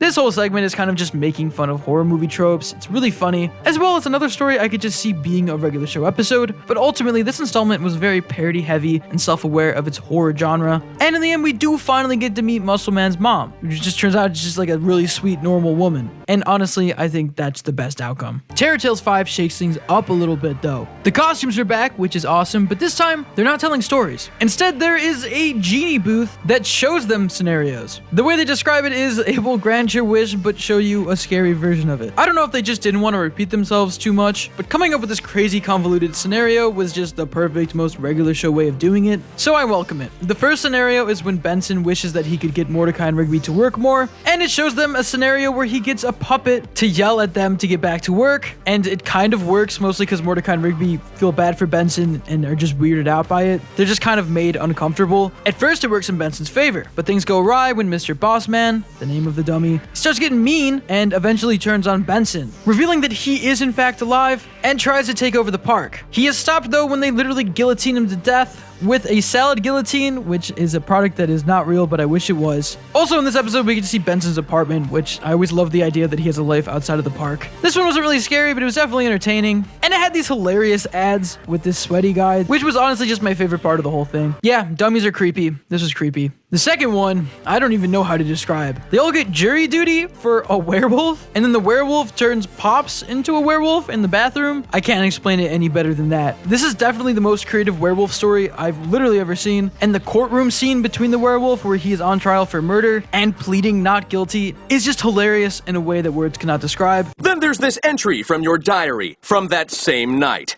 Dear Diary, ate a guy today. This is not a joke. Till next time, signed John. Then we get a story that's centered on High Five Ghost, which is something we do not get to see a lot. Sometimes I don't even think about High Five Ghost as like part of the main cast because he's just kind of quiet and floating. But in this special, he goes to try to visit his girlfriend. Some more High Five Ghost lore for you. But ends up getting trapped in the elevator when the elevator repairman, who ends up being an evil spirit, traps him and tortures him before eventually killing him, I guess. I don't know how that works. He's a ghost. The elevator repair guy is actually high-key scary. This clip still freaks me out. And finally, the last one focuses on Mordecai and Rigby trying to get candy on Halloween yet again, which never goes well for them. They get made fun of for their costumes, which I think is funny because they are like actual adults. And they get dared by a bunch of kids to take candy from a scary house, but things go awry when they try to take more than one from the bowl. A classic moral dilemma that we've all faced at one point in our lives. When they decide to break the rules, they get pulled into the witch's house. They have zero luck with houses and candy on Halloween, but it turns out that the witch isn't evil and just gives them chocolate. Sure, they're shaped like body parts, but just don't think about it. Though things get spooky again when they start to slowly turn into chocolate. Oh no, the witch was evil the whole time, and the candy was cursed. Yeah, didn't see that coming. It ends with them getting turned into chocolate and dying, and Rigby's body being feasted upon by children. Happy Halloween. In the end, it turns out the whole scenario was just a genie scenario from Benson in the store. It's a good twist to end on, and a wrap up to this really weird scenario that ultimately worked. And you may think, okay, there's been 5 Terror Tales. What are they going to do different for the 6th one? How are they going to keep this fresh and interesting? And then you remember, oh yeah, they were in space. That's right, they still did the Terror Tales tradition, even in the final season, regular show in space, and it gave us one of the most interesting Terror Tales, as well as the final installment. As sad as it is to see it go, it's cool that they did it all the way up until the end, and the cool part about this special is that every single story has a sci-fi twist. The plot of this episode is that they're all together for a Halloween party, this time on the park ship dome thing. We're even joined by the new season 8 characters. Recap, Toothpick Sally, Chance Sure Shot. What was this season? The first story is them trying to get gas on Fear Planet, a planet where all your worst fears come to life. It's pretty creative and interesting, and honestly could have completely been its own episode in this season. It's a really interesting concept. Eileen's story is incredibly Halloween focused, with them entering a space vampire quarantine zone. It's a pretty entertaining episode. They get turned into vampires. Again, all in the pursuit of king-size candy bars. They just do not have luck with candy on Halloween. I want to tell them that they could just go to the store and buy it. They're adults, but they can't hear me because they're on the TV. Then for the final story, I would say they go out on a bang with one of my favorites in the entire series. Basically, they're looking for an alien roommate, and they end up getting this horrifying alien monster, and it does go horribly wrong, but not because she's trying to eat them, but because she's just a really bad roommate. She takes up all the hot water, she hogs the TV. It's really funny. There's scenes of her switching the chore chart, like goddamn. That's bold. Also, this is definitely the alien from Alien, right? I'm not like crazy. crazy. Anyways, they go to kick her out and she refuses to leave, and that's when things go regular show crazy. In the end, Muscle Man sacrifices himself. It's really sad. Thank goodness this is all non-canon, including the overarching story, because it ends with them all getting sucked into a black hole and they get literally spaghettified, turned into spaghetti in this case, and they end up getting eaten by Neil deGrasse Tyson. It's like the weirdest ending ever, and a perfect closing to this 6-part masterpiece. Overall, these are some of the most iconic and creative episodes regular show had in its entire 6-season run. Not only were they able to go even crazier with the plots and concepts than they usually can, because it's specifically horror themed, but the fact that each segment was non-canon, in fact some of these episodes were even non-canon, allowed them to go to some pretty crazy places and explore some scenarios that we'd otherwise never get to see. They're definitely some of my favorite episodes of the entire series, and I'll be rewatching them for Halloweens to come. But believe it or not, regular show was not the only show to do this Halloween anthology format. That's right, for this next example, I want to take a look across the pond at Disney, because they also had their own horror anthology episodes of some of their classic shows, as well as more recent examples that just further prove that this is just a huge genre at this point. Now, if you've ever seen Gravity Falls, you know they've done similarly formatted episodes. Most famously, Season 1's Bottomless Pit, in which all the characters fell into a bottomless pit and decided to tell stories to pass the time. Now, although this wasn't specifically Halloween themed, that title would definitely go to Summerween, this was still one of my favorite episodes of the show, and something about characters sitting around and telling stories, as well as us getting to see more Gravity Falls scenarios that wouldn't have been as strong if they were entire episodes, but still interesting nonetheless. It's kind of a win-win. But what I believe is a closer example is Season 2's episode Little Gift Shop of Horrors. This is definitely a horror scary anthology episode and one of the best of Season 2, as well as just being an incredibly interesting episode of Gravity Falls. This is the same exact format with 3 individual stories being told by Grunkle Stan from the perspective of a passing traveler whose car broke down. In fact, all the segments in between are first person. It's really interesting, and you kind of get to see a whole different side of Stan that you're not used to otherwise, in which he's kind of a sleazy and terrifying person. That's right, I'm a jerk. The first segment, Hands Off, shows Stan getting cursed by a witch who is selling watches. When he tries to scam her and steal one of the watches, she makes him pay by taking away his hands. It's pretty morbid, but honestly, Stan rolls with it. He's a G like that. There's a pretty comedic segment where he tries to live with no hands, but eventually they realize they have to go to the witch's cave to get his hands back. And this part is legitimately creepy. Something about going to a cave and just seeing a bunch of hands crawling around is beyond unsettling. But in classic Gravity Falls fashion, it's revealed that this witch is using this entire situation to get Stan to go on a date with her because she's lonely.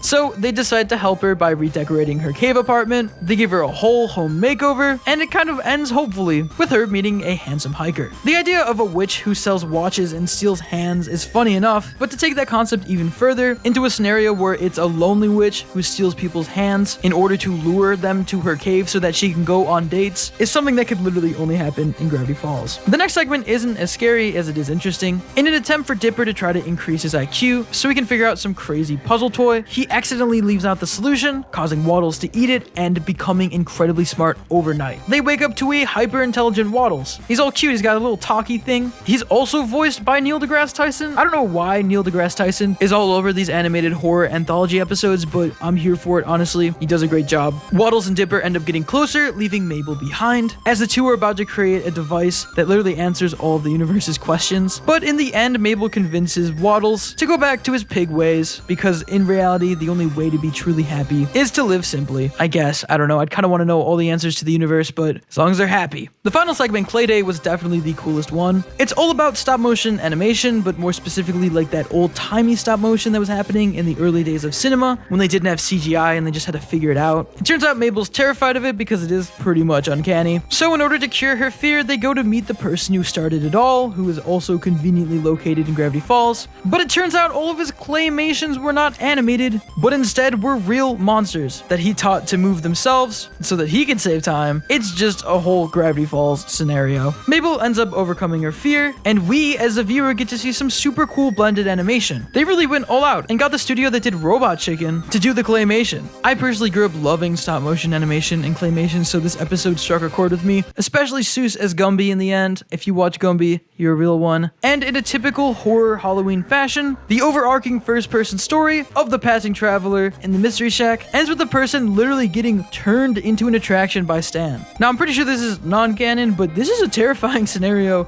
and a legitimate crime, and honestly, it's actually a pretty scary ending to the episode. Something about being trapped in a glass case in the Mystery Shack, as much as I want that place to be real, as much as I want to go to Gravity Falls, not like this, man.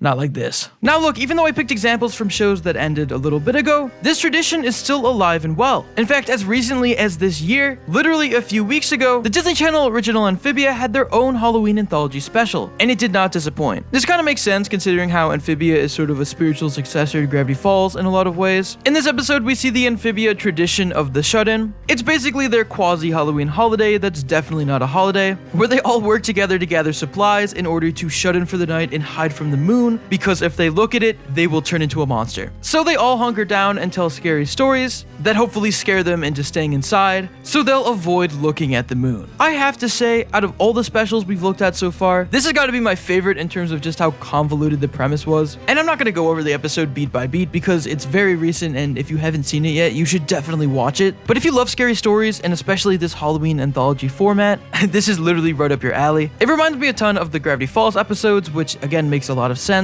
Each story having their own title card, it's sort of the same thing, with an Amphibia spin on it, and story features a monster that's legitimately terrifying to me, like it actually freaked me out. It was very much in line with the whole, even though this is a cartoon Halloween special, there's an aspect of it that's legitimately horrifying, which I feel like is common for all these specials. Hop Hop's story was legitimately morbid, and I can't really go into why without kind of spoiling it, so you just have to watch. And Spriggs' story was legitimately disturbing. So they basically hit on all of the scary, uncomfortable feelings in the special, as well as ending on a twist in typical Halloween special fashion. I feel like we're in such a weird transitional period in animation right now. With the rise of streaming and cable mergers, it's just not the 2010s anymore. Which is why I love this Amphibia special so much, because not only is it carrying on those traditions, but it also gave us yet another Halloween classic we can watch for years to come. Seriously, just look at the end credits, literally with their skeletons. Something about this is just so unsettling in a way I can't describe, but I absolutely love. At the end of the day, I don't know what the future is for Halloween anthology. I guess The Simpsons will keep doing it. Maybe I'll watch this year, see what they come up with. But if anything, shows like Amphibia give me hope, and despite what happens, we still have all these specials to look back on and watch each and every year. Hopefully one day I can show my kids terrifying Inside Out Muscle Man, but I guess we'll just have to wait and see. That being said, I want to know what you guys think about all of this. Have you seen any of these specials? Do you remember them? Did you like them? Did you hate them? Let us know in those comments down below. Tweet to us Roundtable Vids or me at @RetroNemo. Look, if there's one thing I know about regular show, it's that when it comes to holiday specials, they always delivered. I mean, I literally just got done talking about their incredible Halloween anthology series. That's in a league of its own.